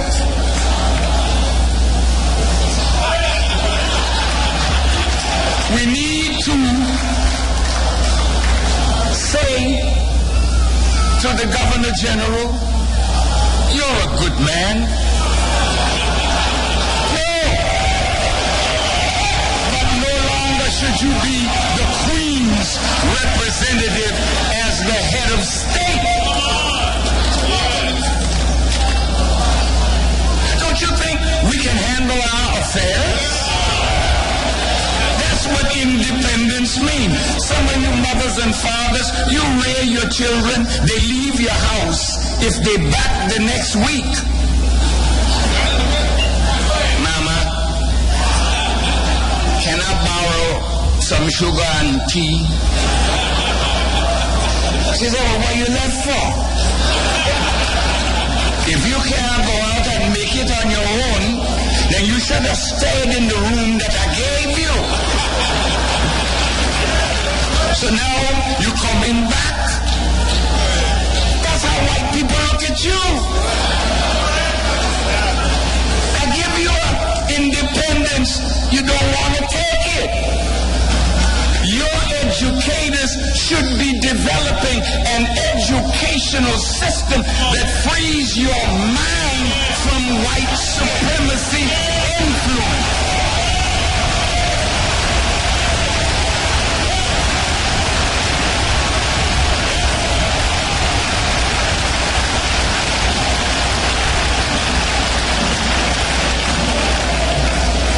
Well, it seems like you agree. Yes, sir. Then let's look at the education that is coming to our children and coming to ourselves. Recently, you started doing good, you know. You put Mr. Garvey and his teaching in the school. That's a good start.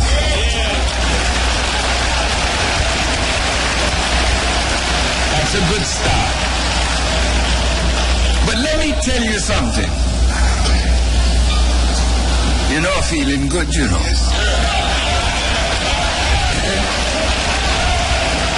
I got so much to give, but I know you didn't bring your pajamas, so I can't keep you till the night. No, I can't take too much time, because I want to say it, but all of this will be in a book. So you can study the principles that we're going to articulate in brief today. We have to develop a new educational system that is in harmony with our nature, that feeds the gift of God in our being,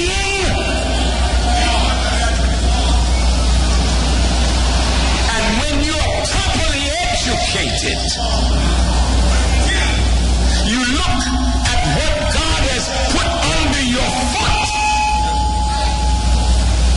The wealth of Jamaica under your foot. Proper education will allow you to develop the wealth that is under your foot. Jamaica, listen, how much debt are you in for food coming?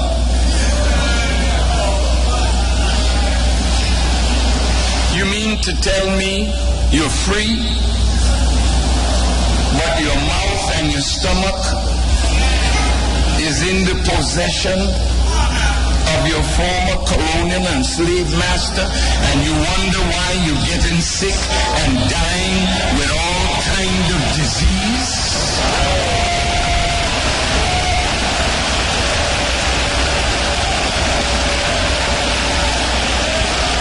The land of Jamaica is rich. It is arable. In the University of the West Indies, you must teach agriculture. Not the technical side of what you call it, agricultural economics, or learning how to research. No, learn how to take your land, produce a product, then learn how to market that product in your own house, then learn how to sell the surplus to nations around you and abroad, giving you trade and commerce. 60% of the GDP of Jamaica is produced by tourism. Don't be mad at me. You gotta think. That's all I'm here to do, make you think. Because if you think right, then you're gonna walk right. So I'm not displeased with you, no. But we can do better if we knew better. You mean to say that if I ask the children in Jamaica, how many of you would like to be a farmer? No. You know what I'm nothing to do with farming, you know. I did that. Cutting cane and raising banana for the white man. Yeah, he became rich because you worked the land for him. You paved the streets in London. So when you go to London and look around, you're looking at what your slave labor produced for England and for Europe. Why couldn't you take what you did to make them wealthy and make yourself wealthy?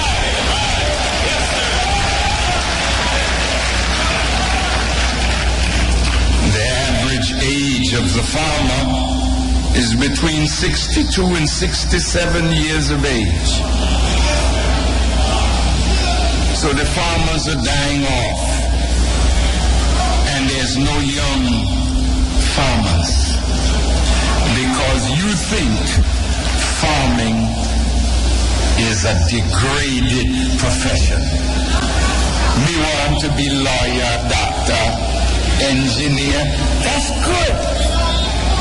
But engineer eat, doctor eat, lawyer eat, prostitute eat, pimp eat, Rasta eat, Muslim eat, Christian eat.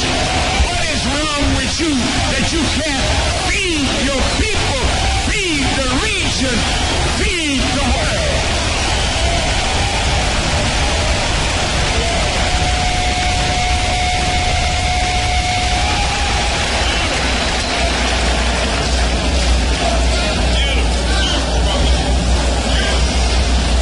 Did you know, Christian family, did you know from the book of Genesis what the first labor was? Thank you, sir. You know, I'm talking to a wise man out there, you know. When the scripture says God created all of this wonder, and then he said, but there was no man to till the ground. That was the purpose for Adam. He put him in a garden that he had to what? You didn't hear me. Farming is hard work. But when you're farming for yourself, I have a little farm in Michigan, and I'm encouraging the believers, pool your resources, buy land. Learn how to produce your food. You may say now, why should we do that? Let me tell you in a few minutes. Why they have the West Indies not farming. Africa is not farming.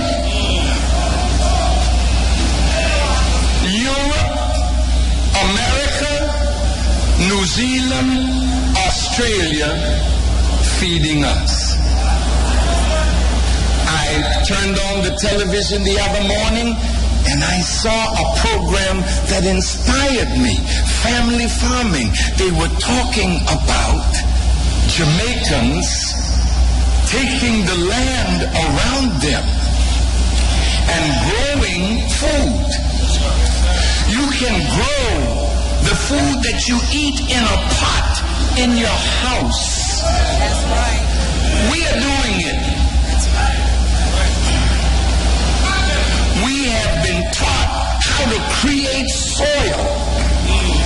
I didn't say look at soil, I said create it. Because you know, every time you bury the dead, what do you say? From the earth he came, to the earth he now returns. But where do you think you're going in death? You return. This body is made from the flesh of the earth. The vegetation of the earth is what gives you your skin. The stone of the earth is what gives you bone. The water of the earth gives you your blood. Look at your body. It's rivers. It's streams. It's hills and valleys. You are the microcosm of the earth itself and the universe itself. But you are not taking care of the temple of the living God. You are responsible for what goes in your mouth. So if you don't know the value of the earth, and you don't know how to purify that earth from the poisons that the enemy is giving you to use as pesticides. These pesticides are killing the ecosystem of the earth that is absolutely necessary to produce products that are filled with the minerals that give you good nutrition. Are you listening? We got to break away from the imposition of our colonial and slave masters. It's not hateful. That's right. Breaking away is what children do when they mature. They're thankful to their parents for what they received, but now they're out on their own. Breaking away from our former colonial and slave masters is what we started with in our independence movements, but we never took it as far as it should be taken. In order for us to become a regional power with a voice that would affect the world. Breaking away is a necessary part of evolutionary growth and development. It was only a matter of time before these islands that were subjected to European authority would want to be free from that subjection. So look, as a result of your not breaking away enough, your evolution toward real independence and true freedom has been thwarted. What do you think it means in the scriptures? In the book of Revelations, God is talking to his people. He says, come out of her, my people. Come out, that you may not be partakers of her sins and her plagues, for her sins have reached unto heaven. This is talking about ancient Babylon, but it's also talking about a mystery Babylon, which is a world system of evil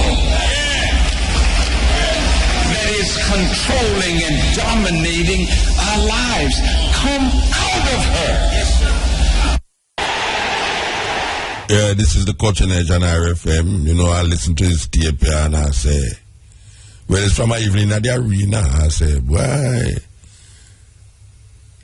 what him said this so where we not say on the two program them. It's like a book out there, so me and him go read the same book and I send the same message. What is it that Farrakhan said that the listeners never hear yet? As a matter of fact, most times when we bring a speaker in a Jamaica, especially when I bring a speaker in a Jamaica, when we have them on the radio, the same thing where we are saying years and years and years, and the same message these speakers come with. So the people them apparently want to hear it from outside sources because we have been saying the exact things them with Farrakhan say on the radio every week. Every week.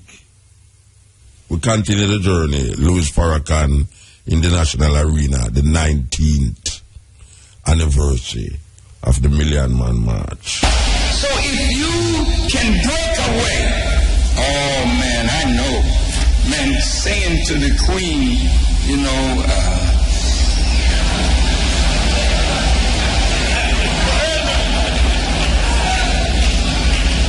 why should you be singing God Save the Queen?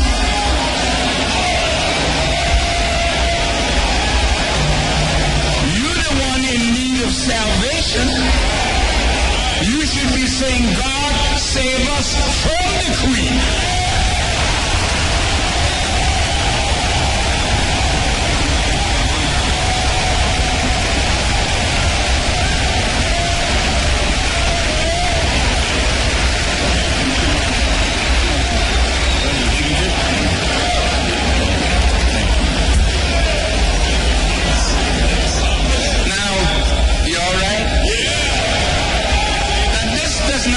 Disrespect the Queen?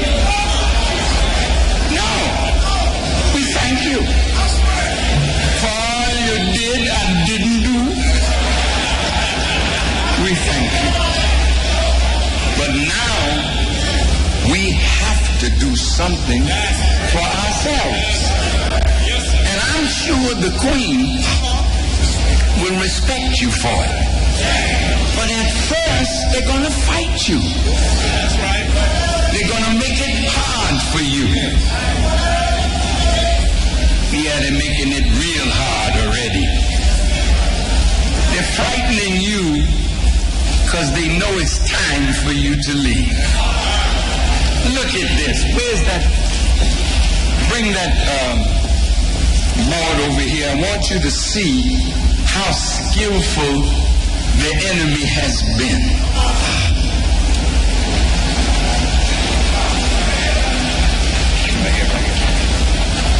You have a pointer?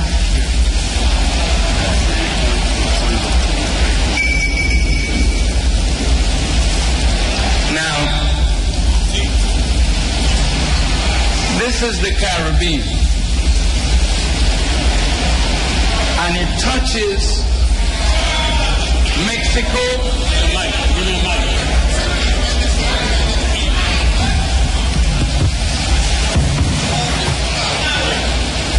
The Caribbean touches Mexico, Belize, Guatemala, Honduras, Nicaragua, San Jose, Panama, Colombia, Venezuela, and of course out here is the Atlantic. But this is the Caribbean. Now, here's how smart the enemy is. They fight each each other, you know, over the spoils of the Caribbean. So we were colonized by the British. So what language you speak? You speak English. But you're not an Englishman, are you? I don't know. In the system of jurisprudence, I see you put on wig. You know, when you put something on your head, you know, that's telling you what's under the wig. It's his system. You're not getting justice under his system. You have to create a system that will give you justice. Now look at this. Are we the sons and daughters of Africa? We didn't come here on no cruise ship. So if you didn't come on a cruise ship, look at where the majority of blacks from Africa in this Western Hemisphere were brought to Brazil. I'm going to tell you something in a minute. This is Portuguese. Venezuela, Spanish is the language. Colombia, Spanish. Panama, Nicaragua, Honduras, Guatemala, Mexico, Spanish. But that's your family. You don't think much of your family. Because now, the same hatred of the Spanish for the British and the Spaniards for the French is bred into you through their educational system. So you don't have proper respect for your brothers and sisters that are right here in Cuba. Is that your family? They're in Haiti. That's French. In Santo Domingo, Spanish. In Puerto Rico, Spanish. In Aruba, Dutch. And down here, Portuguese. Now that's our family, spread out like that. How can you communicate with them if you don't know the language? So what kind of educational system are you developing when you don't develop the children to be able to communicate with the members of our family that are spread throughout this whole region? So the first barrier to our unity regionally is language. How do we correct a language barrier? From the babies, you start teaching. In Africa, your African brothers and sisters sometimes speak 3, 4, 5 languages. Don't you sell your children short. They're only short because their mama is a shorty. They're only short because their teacher is a shorty. But if you got the wisdom and the desire to unite your family, then you should, from the kindergarten, start teaching languages that will allow us to connect with all of our people in the hemisphere. Now watch this. Here. Now look at this. Here's a man, the Europeans, when they capture us, our women are their prize. That's why your backside is called booty. I'm not being vulgar. Shake your booty. because you know that when the male member of a stranger captures and destroys the power of the male that is supposed to be your protector, then you become the prey in the hands of the conqueror. Now look at their minds. This is Jamaica. Look at all the different hues, colors in this audience. And when they put their blood in us, and some of us are light, with hair a little curly, lips a little thinner, nose a little thinner, they make that person think he or she is better than the black one out of which they came. No, we don't talk now. So already you're divided by language. Now you're divided by color.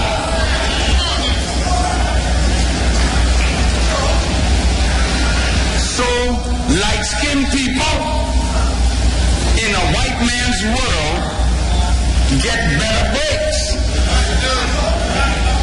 Look on the TV. You hardly see black. Yeah, when we looking at you.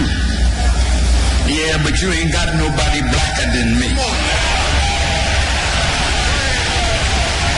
I don't have it here, but you ain't blacker than me here or here.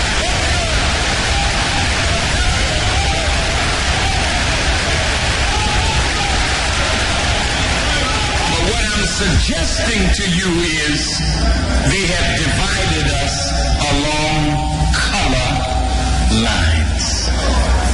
And the ignorance of our miseducation causes us to follow that kind of stupidity.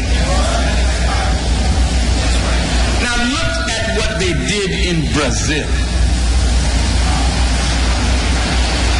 They went in, the Portuguese, they produced a lighter skinned person of color.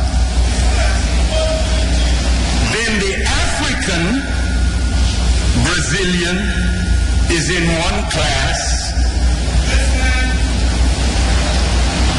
The lighter skinned is in another class. And the white is in another class. Everywhere they have gone on this earth, they divide us by color. That's what apartheid was like in South Africa. Yes, sir. The blacks, that means your skin is dark. You're in this class. The mulatto or the colors, they are like my color. Then you have the Indians, and then you have Chinese and Arabs, and the white is at the top. Yes, sir. And everybody wants to feel superior, so the black is pushed all the way down. Tell the truth. Go ahead, brother. And right in Jamaica now, you are so ashamed of the blackness of your skin that you are buying bleaching cream to make yourself whiter.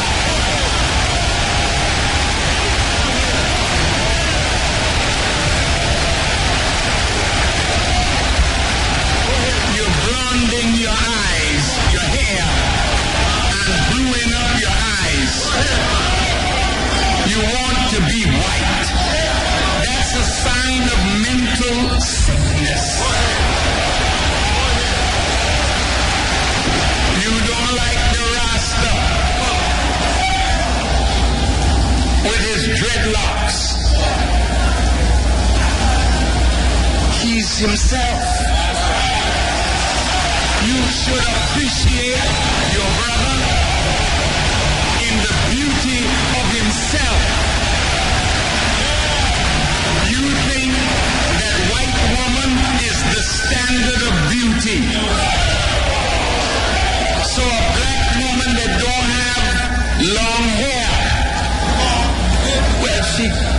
shop and buy a little here and a little there. And I watch you, you're so beautiful. You can't help yourself when you get your hair from the shop, you know.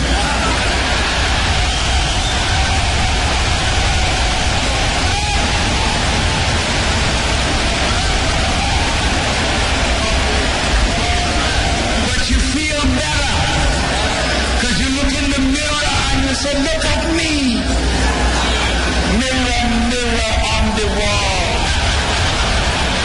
Ain't I the most beautiful of them all?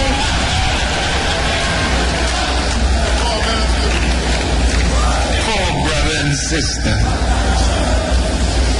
You got your nails on now? The Koreans happy, you know. They say, let's keep giving them more hair. Fix their nails. And you are attractive like that. But you marry a man and he take you home.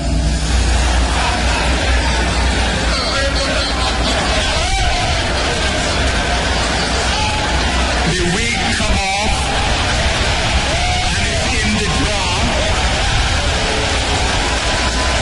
You take off the build-up, you know. You can get a Brazilian butt, you know.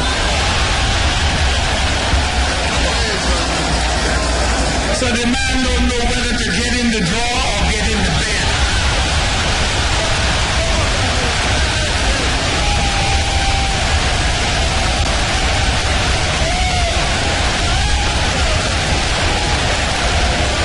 Now look, in our student enrollment, we were given 10 questions and answers that are called the actual facts. And the first question destroys this color madness. The question is asked, who is the original man?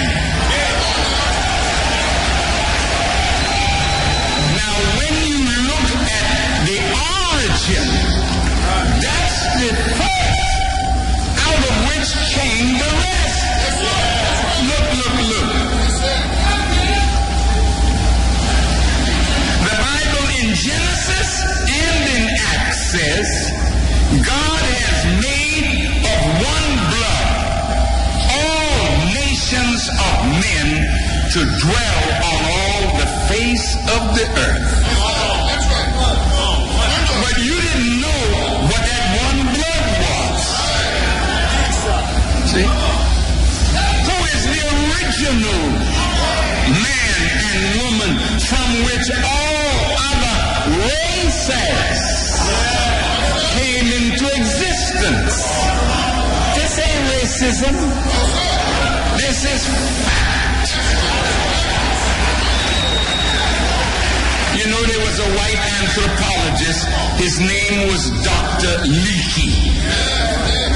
And he wanted to find the origin of humanity. He passed by Europe, but he landed in Africa. And he found the bones of a black man that he called Zinjanthropus. Zinj meaning black, Anthropus meaning man. He was 750,000 years old and he had a daddy. So they kept going back and then they found bones that would be in the millions and millions of years. And right to this day, they have not found the origin of the black man. There's no stone that can show you he came from here. No part of the earth that he came from here. When you find God, that is the place of origin of the original man. From one blood. So black is not a color. Black is the essence from which color comes. You want to try it out? Get two white people, put them in a room, and tell them make a baby. See what color the baby.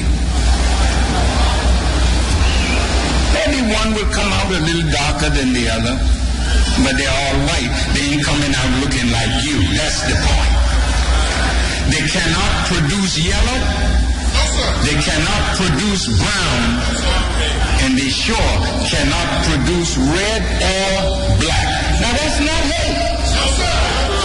Now why must I say that? Because black people, all our lives, our colonial and slave masters have taught us that they found us in Africa swinging from trees, and we ought to be happy that they brought us to America or to the Caribbean and civilized us. And some of you are dumb enough to believe that Africa gave civilization to the entire world, and the white man is the recipient of African knowledge.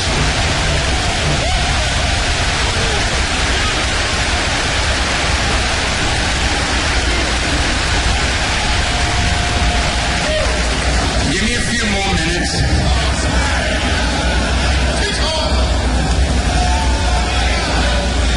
Once we can destroy the color scene. See, race has a beginning. I have never seen a race that was without end. So when you have a race, it has a beginning. When you have a race, it has an ending. The original people began from the originator. So white people, you know, they want to celebrate Columbus and all of that.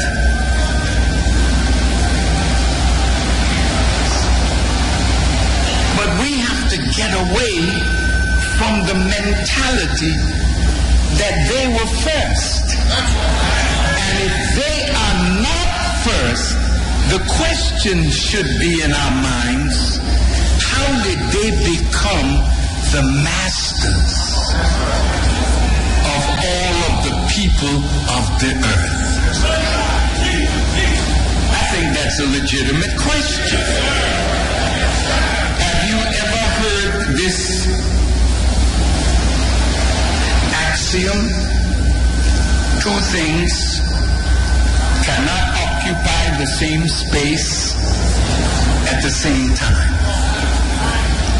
If a new people are coming on our planet to rule, we would have to go to sleep in order for them to rule, because they cannot rule an awakened black man or woman. And that is, listen to me good, and that is why they keep you ignorant, man or woman. And that is, listen to me good, and that is why they keep you ignorant, so that nobody can come to wake you up, because when you wake up, the end of their rule has come.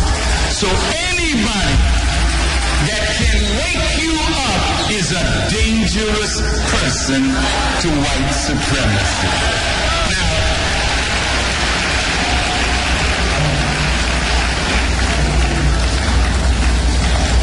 Brother Commission spoke to us about going to Durban, talking about crimes against humanity. And we have wondered why would America walk out when it's so evident that the slave trade was a crime against humanity? Not only did America walk out, England walked out, Europeans walked out. We're not talking about no reparation. Did you know that when Toussaint Louverture, Dessalines, Christophe won freedom by defeating the army of Napoleon and became the first black republic on the earth? Did you know that because we became free, not by begging but by fighting, now we had to become a nation to deal with other nations with trade and commerce, etc. But France, backed by America, France accused Haiti and made Haiti to pay reparations. Are you listening to me? What are you paying France for?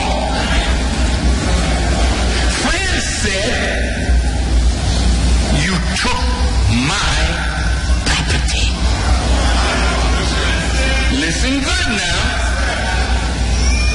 Blacks were considered the property of the slave master. That is where their law of jurisprudence gets its root. It's about ownership of property and putting laws in place to protect the ownership of your property. So since Toussaint took away from them their prized property, and the property was no longer cutting cane and raising cotton and whatnot for France, France made Haiti pay, backed by America, reparations. You all know that, right? What was the fee? It was about $150 million in gold, which is about $21 billion in today's money. They ruined the Haitian economy, and they would not let Haiti as a nation rise. Now, some of you in the Caribbean, you don't want Haitians in your country. Where did that come from? Did you hear the sister who teaches and trains the women? She's from Haiti.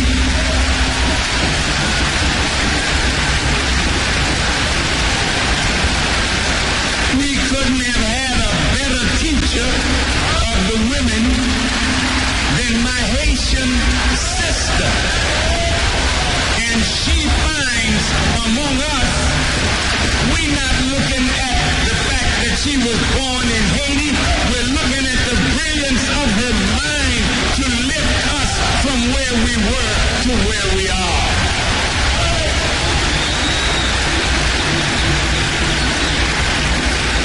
We all owe a debt of gratitude to Haiti.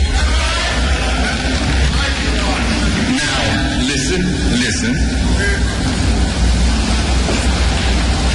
Bring that map back. Don't take it away. I ain't through pointing yet. just bear with me. This is a class.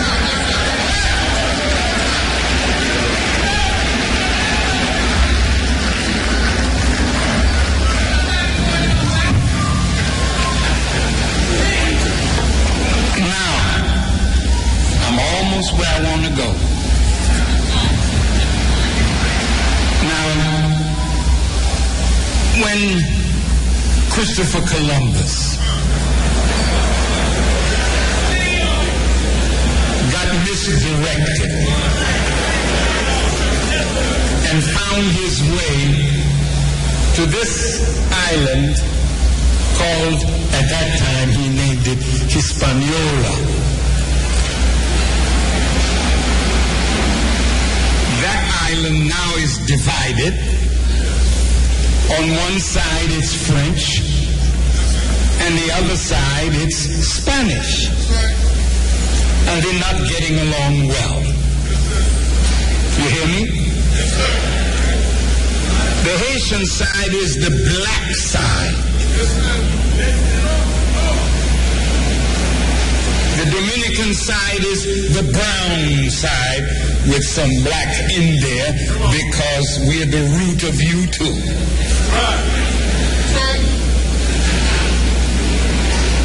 Now, if these two could solve their problems, between the two, they are the most populous island in the whole of the Caribbean. The two of them united. The wealth of both would become the wealth of all. The resources under their feet would belong to all, and the development of all of that would be beneficial to all. But the enemy keeps us divided, and he wins and we lose. Honduras and Belize. Is there a problem there? Is it a problem? Guatemala. And who? Belize. Hasn't been solved yet, has it? And all of you are Christians.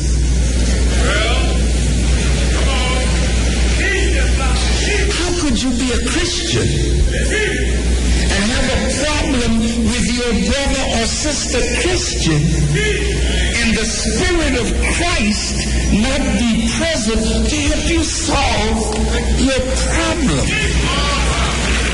Something is wrong with that picture. You ready for this next step?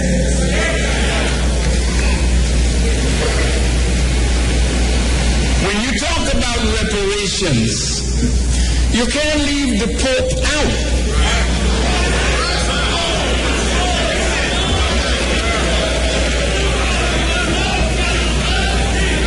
I have to go there. Say, well, who are you to talk to the Pope? Just listen and you'll see.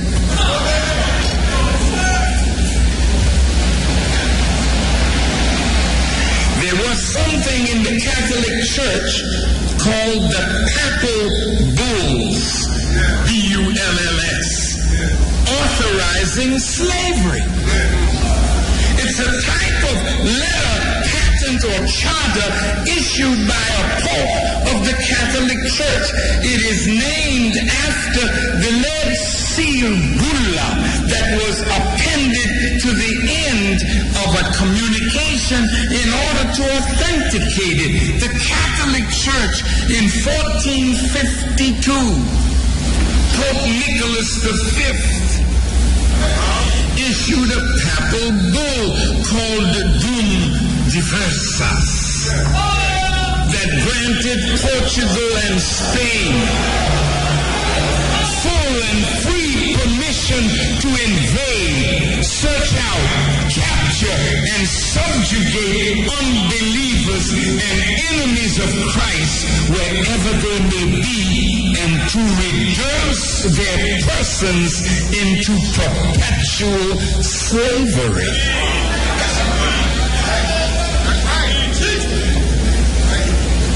was taken at the time, and it still is today, as a fulsome endorsement of the enslavement of the Americas. One more.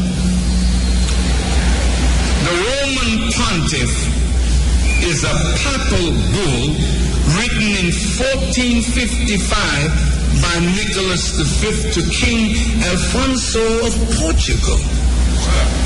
As a follow-up to the Dum Diversas, it confirmed to the crown of Portugal dominion over all lands south of Cape Bojador in Africa, along with encouraging the seizure of the lands of Saracen Turks and non-Christians.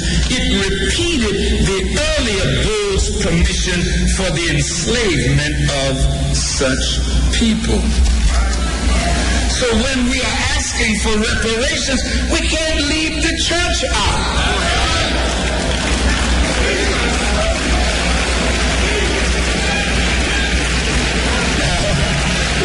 It's getting deep.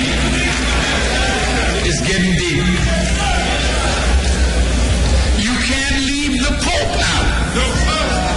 Nor can you leave European powers out. So the insult to us that says we whites are the same, instead of giving us anything, you give a half-hearted apology and then put up some kind of plaque or a sign. Now listen to this. This is why in Durban, South Africa, at the World Conference Against Racism, they could not bring themselves to admit that the transatlantic slave trade was a crime against humanity. Because according to what they believe and what they teach, they never believed that we were in fact human beings on the same level as white people. That's why to get them to admit that the transatlantic slave trade was a crime against humanity, they walked out, because at that time period they never saw us as human beings. Now look, no, we got to bring them to the bar of justice. Now listen to this.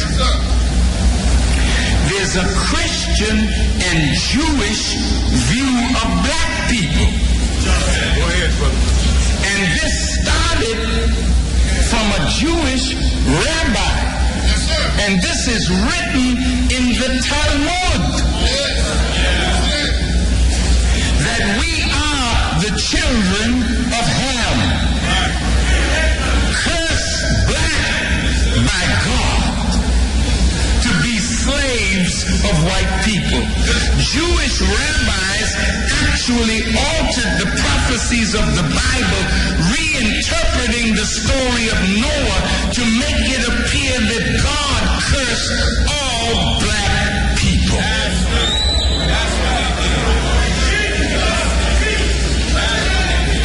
And that's why in most countries on earth, they look at black people with disdain.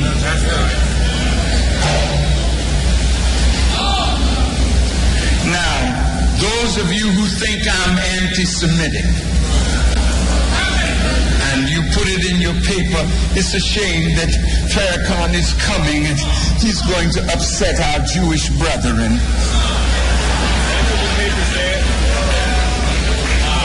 You know, I tell you, I just have to excuse you. But there'll come a time when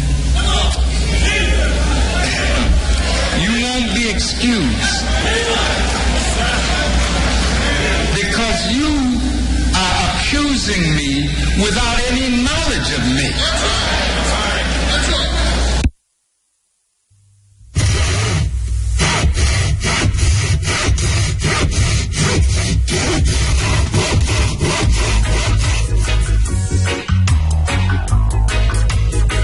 Whoa, whoa.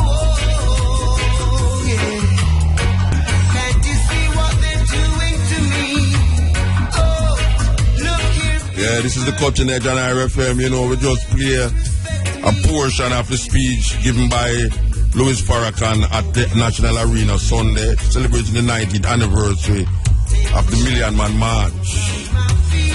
Well, you know, so if we start play the rest side, it now got done at 2 o'clock. And Matrix there, Matrix say, the reason why I'm coming out so early is because him know if him there and me had to listen, him now go come. Well, we get a chance to take it where you're here already. Until next week, we play the rest.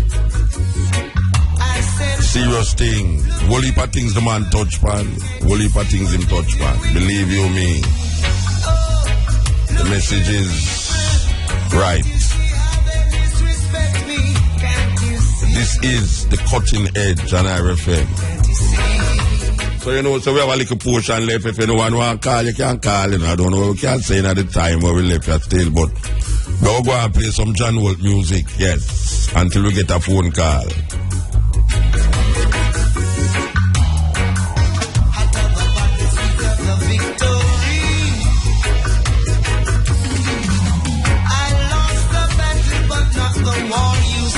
Yeah, the man called John Holt coming through, yes, Cutting Edge, yes. Greetings, Congo. Blessed man.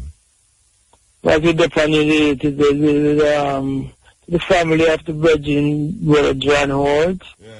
I'd like to extend condolences, you know, just live for him, keep him alive. Give thanks, man. And he's that kind of soul, you know. Yeah.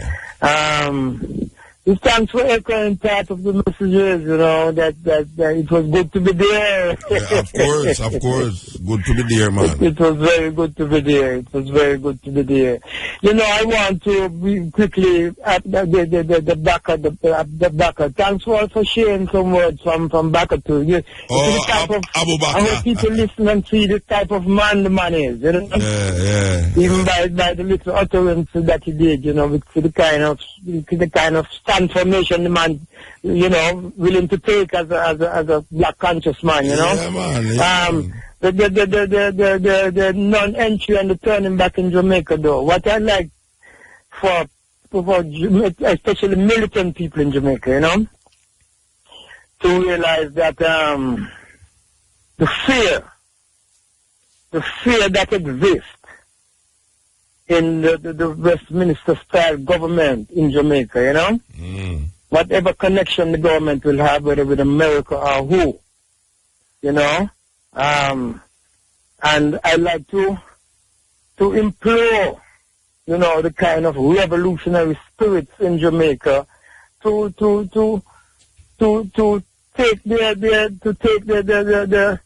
vibes to the level of being revolutionaries here too, because the whole region, and Jamaica included, need revolutionaries, people who will dare to do things like what Bakar did in Trinidad. Yeah. You know, because I don't think that this time he took in Trinidad was one of self. We heard him, and we know there's some truth inside of those things, you know. Yeah, well, he might arrest some man who is known druggists and corruption in the government. Of course, and those people happen to be government ministers. Yeah. But he just did what he had to do, you know. He just did what he had to do, and you know, this thing can happen in Jamaica too. And as I rightly said, a lot of these government ministers need arrested too.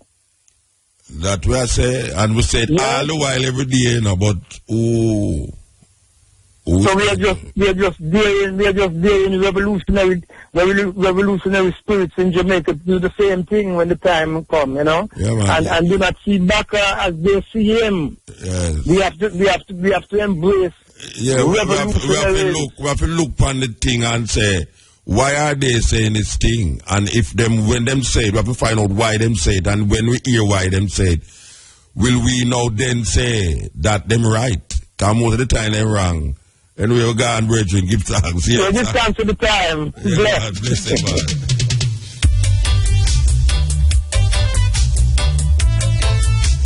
Live up roots children. Live up Rasta children.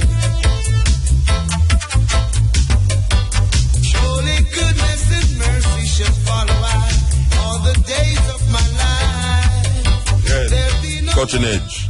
Hail Muta, good night. Blessed man. What man? Blessed me there, man.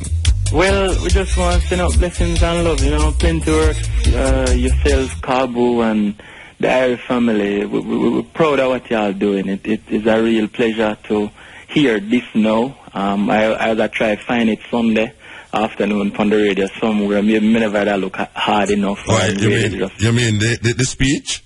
Yeah, the presentation from Farrakhan. Okay. My hope was to be there with on a Sunday morning, but the chicken man come my way, you know what I mean? Okay. Then I should have it with some rice and peas, man. It was a Sunday dinner, that. No, the chicken that try eat me. Well, so I'm big you up for just, shall we say, the non-traditional view where you always bring for the longest time. I hear you know, and I said to myself, I hope you not even start doubt the impact you've had in Jamaica for the last 20 years. I left here for about 9. Tried to the quote-unquote promised land. We woke up there too. And the last place we walk, when I see you in the flesh was down at Barbados when they become at the faculty. The university. Oh gosh, man, that did sweet me, man. You know why it sweet me? Because whole heap of them they used to listen to me in a Jamaica, yeah? When them parents I tell them, say, don't listen to this madman. Yeah. And them see them youth, they know, they're in the university and send for me. Send for you. Yeah, they see a madman when them parents that tell them not to listen to. The youth, them never get mad. They go to university and then them say, boy, I'm moot, we want to come over there to come deal with the thing, you know, so, yeah, man. So they are there. Yeah, man, they do like a reason, you know, remember? No, I can't, I don't TV, me the parrot, so I can't see you. Well, me don't know your Facebook identity, but me they put up, well, everybody do want to take a picture of you, me they do an interview with you. Okay. Me a colleague broadcaster, I listen to you from a longer time, so,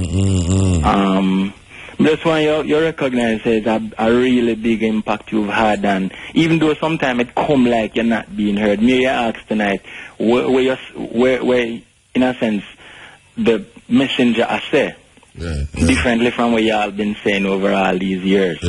Well, a long time you talk about the salt thing. Well, we kind of change up with that. Well, we are telling people if we plan food, and if it's even in a rubber tire, we tell them to put the food. Yeah, come through loud and clear, man. I have a bridge in New York named, well, the New York tri-state here named Heretical Powers, and then you they still listen to you from across the miles. You know, the internet is a powerful thing. So of course, we just send some strength your way, and yeah, man, get thanks, bridging. Beyond me get the strong personal message or responsibility where you send regarding certainly keeping your areas clean. Yes. But may I also look on it and I say, we don't clearly say how we government people feel we in this whole business of doing for them part. Because when me and you do our own part, there's a point where we can push the boulder only so far. Them have the heavy front end lift and all to deal with it, of course. And I'm not sure me see them make the kind of impact and push. We would give it a vibration. Well, if we just continue to do what we are doing. Yeah, brethren? Yeah, man. Continue. Yeah. Give thanks. Bless us. As is.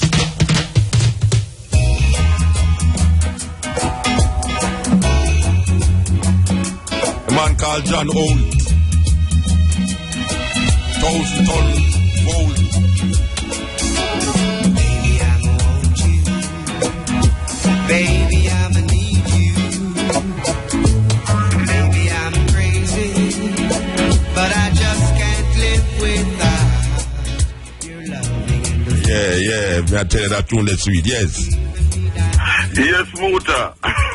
Man, go ahead, man. Yeah, man.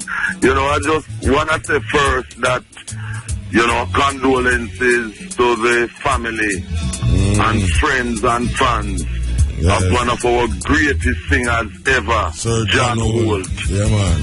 Yes, you know, who left us early Monday morning, the 20th of October in London, you know, 2014. One of our greatest singers ever, John Holt, you know. That man from Maxfield, you know, Nelson Road originally, and so on in St. Andrew. And there's supposed to be a service here held for him, and I let people know about that Oh, you don't know when yet? You don't know when yet? No. But as soon as I let the eye know, you know. Right, but, you know, condolences once more from the Mandingo. And it's very good. I look forward to hearing you play next week the rest of the Farrakhan speech, because I listened to all of it. In fact, listened and watched. Yes. And Sunday the 19th. And I heard Jan Kabu talking about it before. Yes. We did have a program live up there. Yes. Yes, it was very good, and I saw you in the arguments, of course. You know what I mean? You know, the power of technology. And as you said, you know, what Farrakhan has been saying in the speech is things that you and I, Marcus Garvey Jr. and other Africanists have been saying for years upon years. But as you said, you know, you have a lot of people, they more recognize something when somebody from outside of their environment, immediate environment say. And who them feel is a bigger man than the person who has said it in them country too.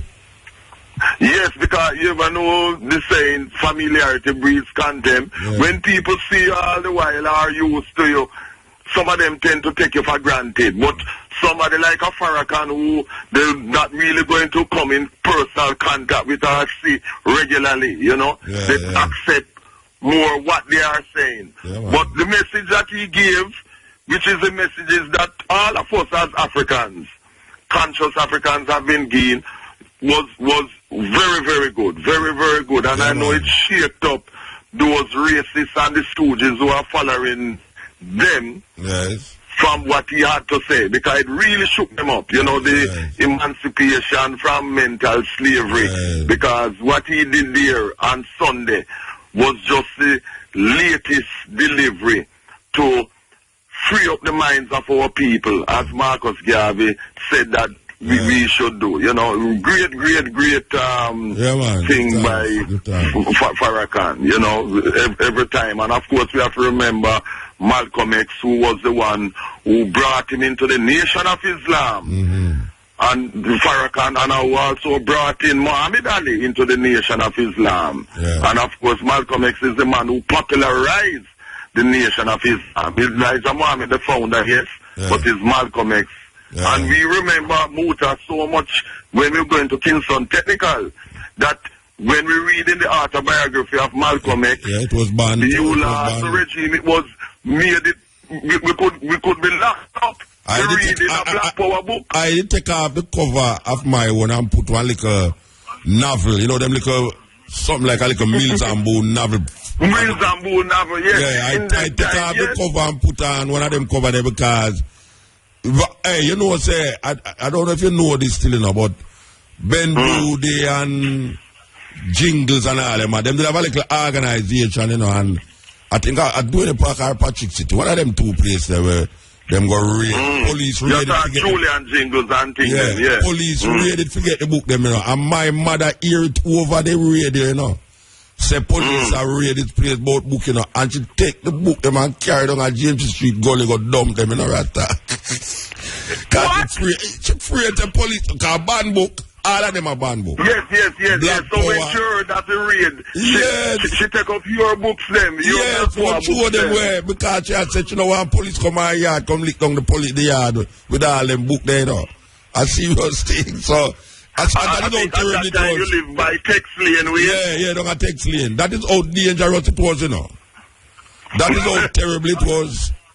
Yes, no, definitely, you know, because I remember I got that book, I think it's either from Claude Bourne, from Mountain View, or it was Bert, one of the two of them who gave me the copy to read. Yes, of Malcolm X. So I have to remember, and you have Harold Smith from Franklin Town. Well, the first time I hear Malcolm X voice is luckily come off his, I got so long in him have this album named Message to the Grassroots by Malcolm X. Hold on. Muta. Both of us.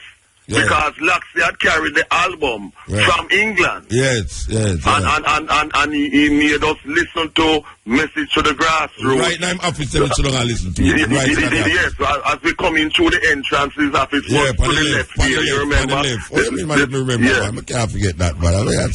Yes, man. The look a thing. And it was Laxley Comrito who also made me read his copy of C.L.R. James' book, The Black Jacobin. Black Jacobin, yeah, The Black Jacobin, yes. Yes, man. Yeah, man. And he also made me listen to this album too, you know.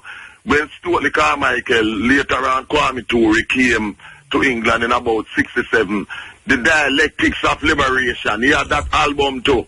And he made me listen to it in that same place and so on. And of course we have to remember in 68 too, when Marcus Garvey Jr. and others, including myself and so, you remember the political party, the African Nationalist Union, where we used to have meetings on Sundays at Wildman Street. Success Club. No, not Success. Sorry. Mutual Cooperative Hall. Yeah, opposite Success Club. Yeah. In front, Mutual Cooperative Hall. Over there, that side of the road. In front of Success. Every Sunday. Yes. Yeah, man. And we had our paper, The Black Man, where I wrote my first political article, and you got your first poem published in there. Yeah, man. You know, and you see, when Farrakhan talk about the food thing, this was something that Marcus Garvey Jr., who taught me physics, as you know, at Kingston Technical, our teacher and thing, said some in the 60s that we must produce and feed ourselves, because if we don't feed ourselves, then we will always be controlled by those who will depend on to feed us. Then if your enemy feed you, if not go poison one at a time, man, and that's how it goes. It's a logical thing. If your enemy feed you, go and go poison you. Anyway, we have to move, Brenton. Give thanks, yeah? Yes. So I look forward for next week again. And any news with the John Holt service, anything, I'll let you know. So definitely. Keep on keeping on, and hail up to Kabu and Jai Morgan and all of the Africans, them in Jamaica and elsewhere, who doing the good work. From Monday, October 20 to Friday, October 24, we'll be sailing the high seas from Miami down to Jamaica. Welcome to Jamrock Cruise.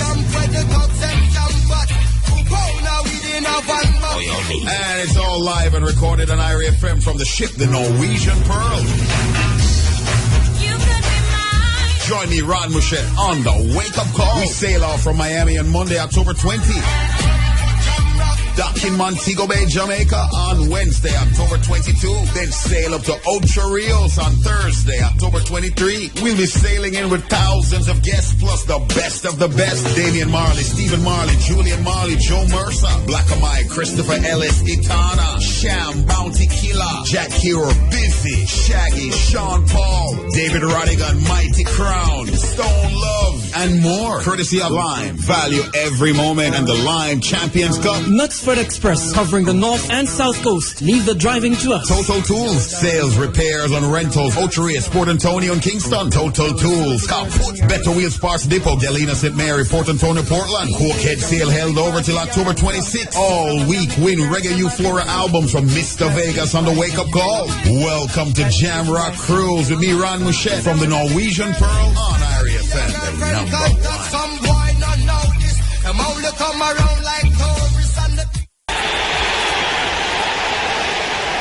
Yeah, this is the Cutting Edge on RFM. You know, say a little more regular there from 2 to 5:45 with the stepping razor, the art of war. Yes, Cutting Edge.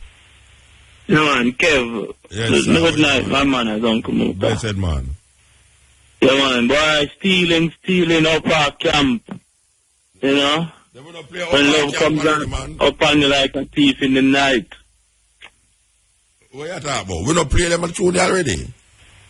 Yeah, man, me just say, you know, rest in peace, John Holt, and condolences to him family. No, me just say a big tune them there, you know. Okay. They hear them John Holt, they get one like a Sunday evening vibe, just a come over like a relaxation. But we play them tune every day still, really. And them tune they we play, you know? Don't have West Street, that we not come yet.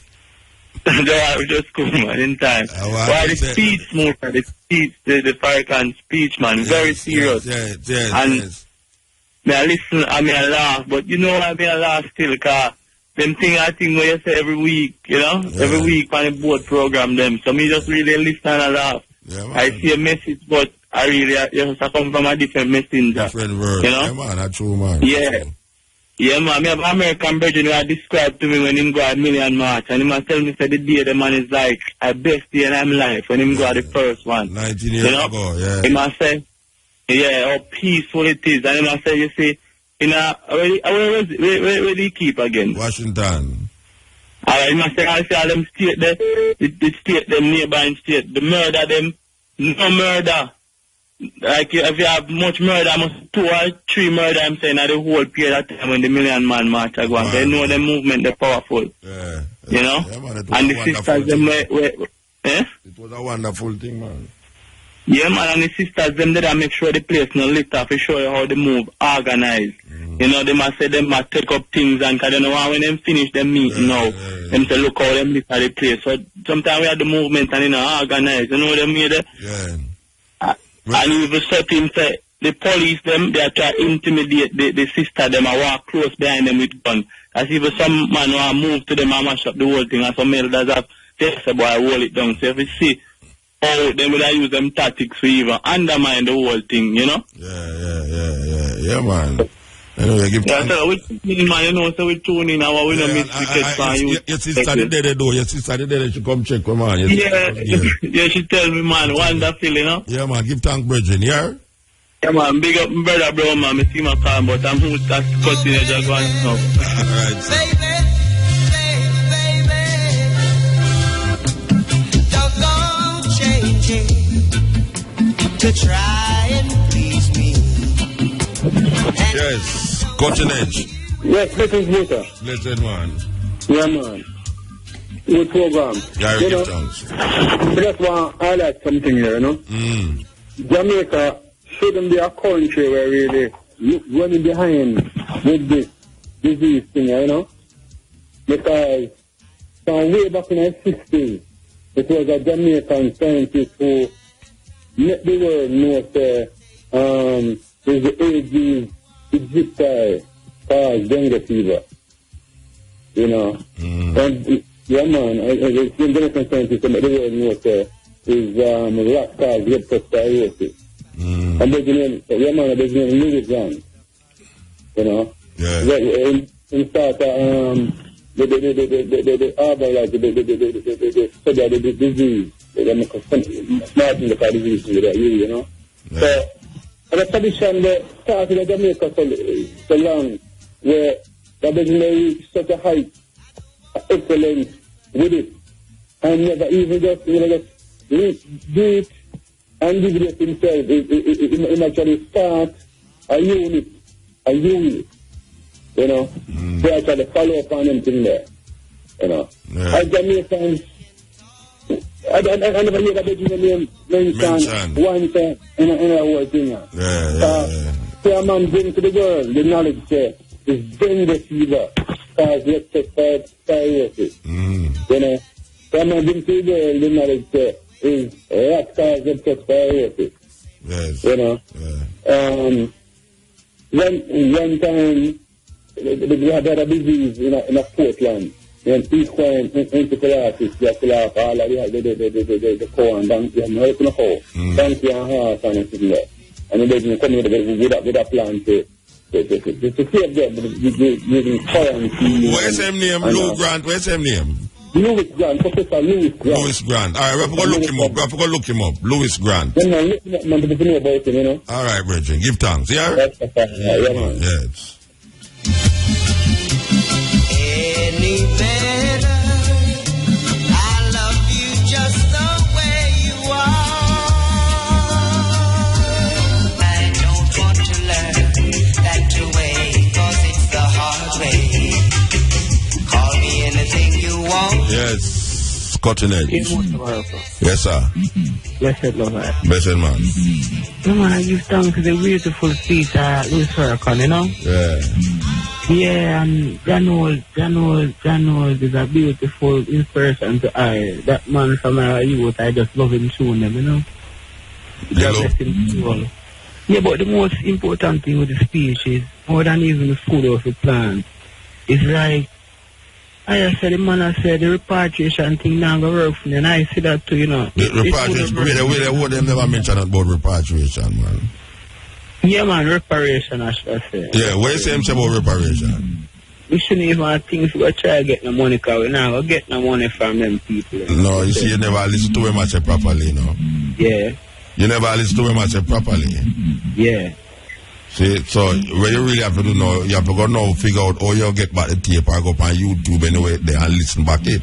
They have the recordings, guys. Yeah, well, you have to go listen back where I say. Before you say him say, we now get no reparation. Hold on there. Him never say, we now get no reparation. Him say, we must go beg the queen nothing. Yeah, that may I say, because we don't even... But him never say, we now get no reparation. They are England and the whole heap of different people and connect to IRFM program and where they must say. I did done, sister, we now get it. Now we get what? The money where them say, what $1 billion there's people that get what them say. But you know, but when I said him never say we now get it. Him say we must go to the queen, go beg nothing. Yeah, true. And that man, you never hear talk about the Pope a while ago. Yeah, you never hear him say we shouldn't leave out the Pope. And next week you will hear where him say about the Pope. Just a moment. I want to say the brethren first. The man's speech you play where must come at Jamaica and turning back. Abu Bakar. Yeah, Abu Bakar, blessed, beloved. Yeah, Abu Bakar. That man, you see that man there, he put in a lot of good insights to, you know, to a lot of things, you know. Yeah. Yeah, because I look on the $4 million now, could I buy a Ebola scanner and put at the next airport, meaning that the man will have $4.5 million to buy the first one. Well, them will get the money to buy the scanner, them, man. America will give them that. And I happy for Nigeria, you know, them kind of, you know, Sierra Leone and Guinea and them places there. Well, watch out.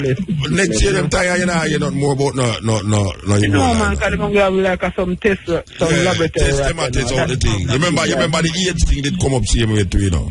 I know, because they have been on the animal them. Yeah, you remember the dengue thing did come up to in Jamaica. I don't know if you remember the dengue. Leptospirosis already. And to me, I watch the TV with some Ebola victim, them vomit, and they see the same feeling and things that them organ lockdown. And them think they may suffer from leptospirosis. Yeah, well, you know, them say 25 people did have it in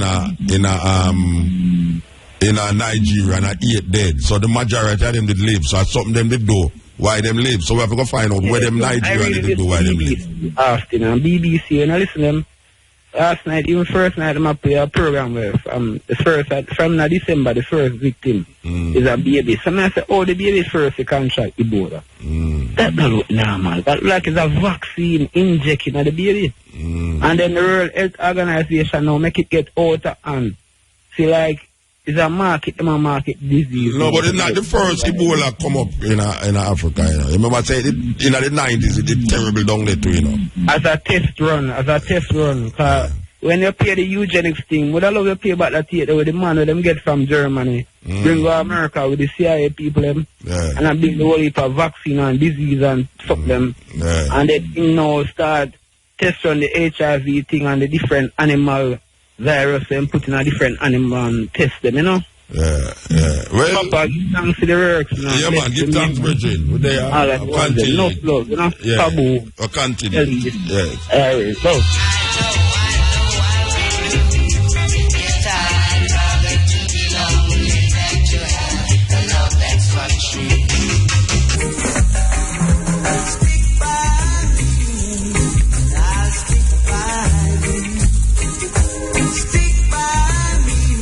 Yeah, stick by me and I stick by you. Yes, cutting edge.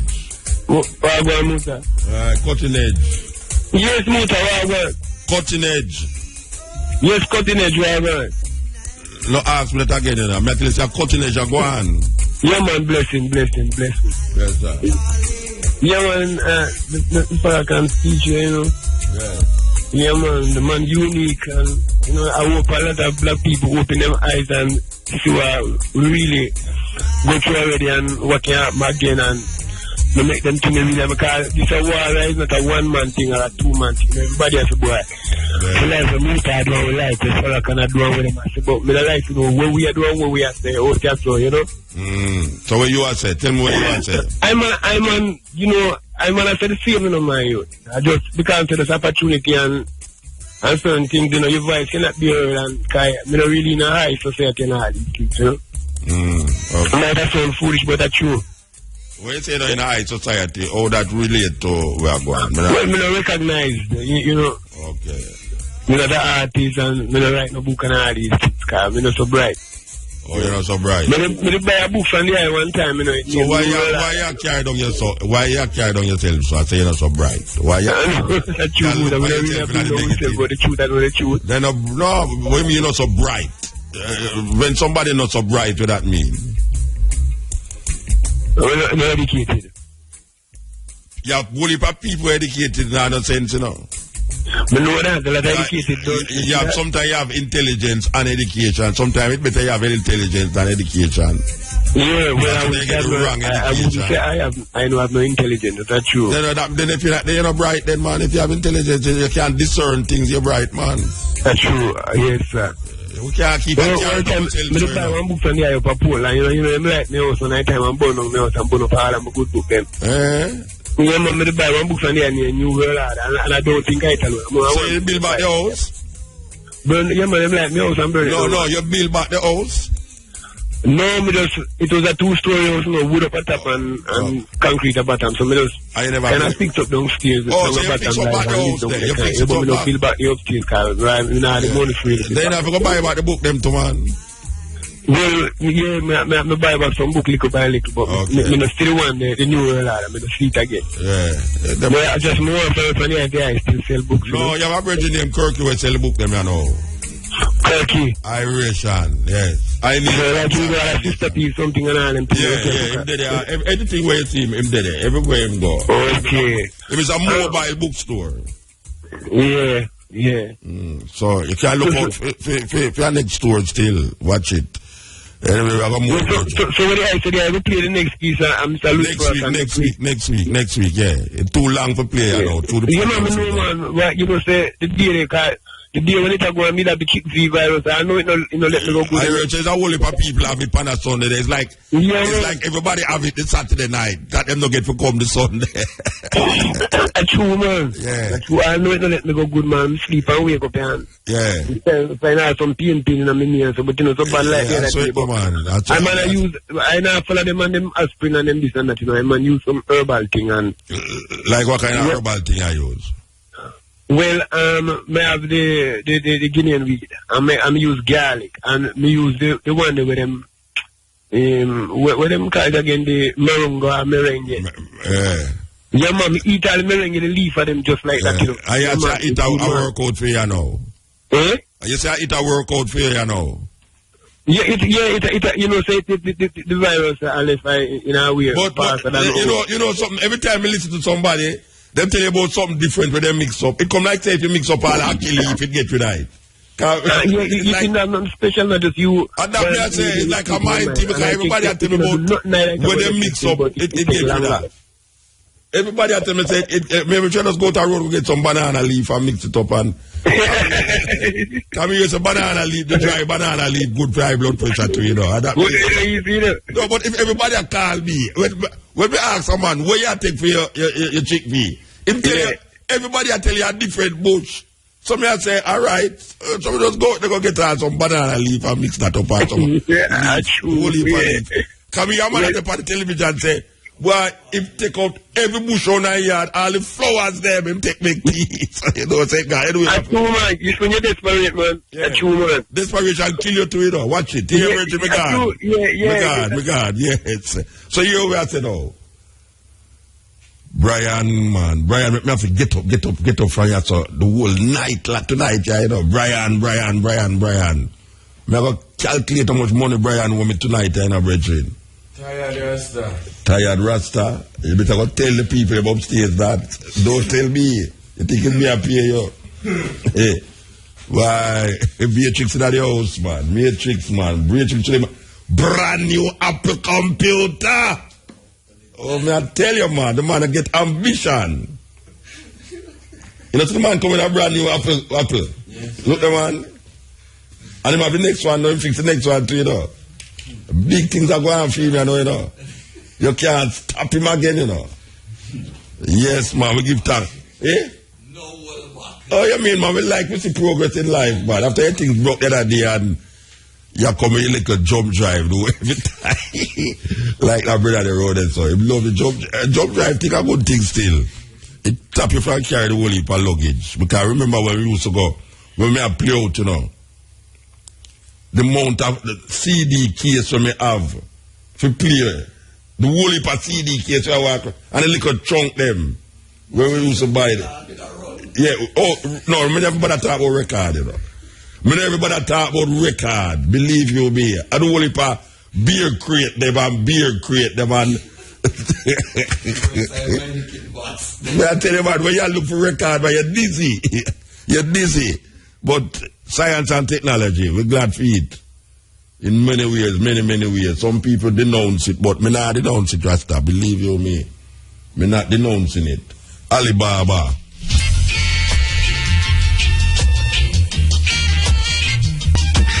Dream last night was about Alibaba with the 40 feet. My dream last night. So thank me Hungry, yes, for providing us with our supper, and to call it supper, yes. We want to give thanks to Copeland. Yes, Copeland, give thanks, Bridget. Okay, so you know, so really a little more from this. Continue the journey. You know, so we are going on a boat tomorrow too. You go on the boat? I 8 o'clock to land down here, so you know. You afraid of sea? How are this man, you live in an island, I'm afraid of sea. You afraid of sea, Bridget? You can't swim. What do you mean go out there on the sea? Them find some shark down at Treasure Beach. Bridget that take pictures of shark down at Treasure Beach. But you know, say, me there at Treasure Beach and I go a place named Pelican. Pelican bar out on the water, the bar there, you know. Like a little boat go out there. Yeah, you have to take boat go out there. And you go into the water and climb up on it. A little broke down thing, but it's really unique. So we have to take the boat and go out there. We look and see some dolphin and follow the boat, you know.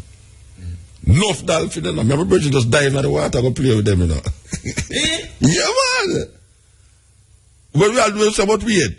All the dolphin them just follow the boat, son.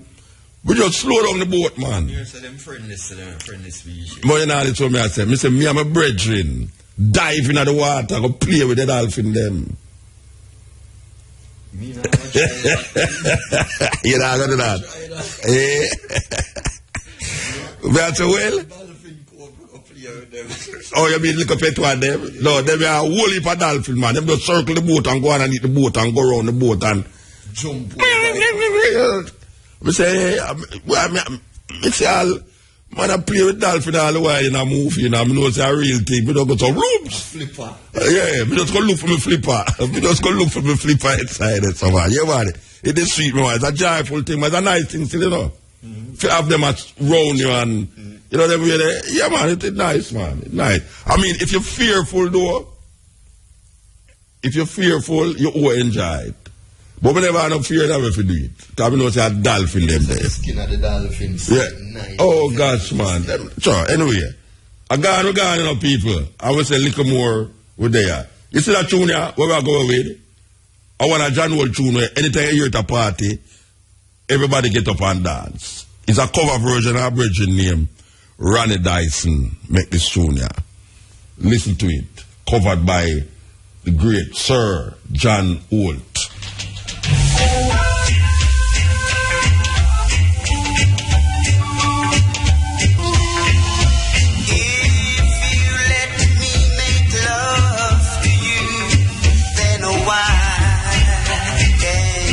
Touch you when I leave you.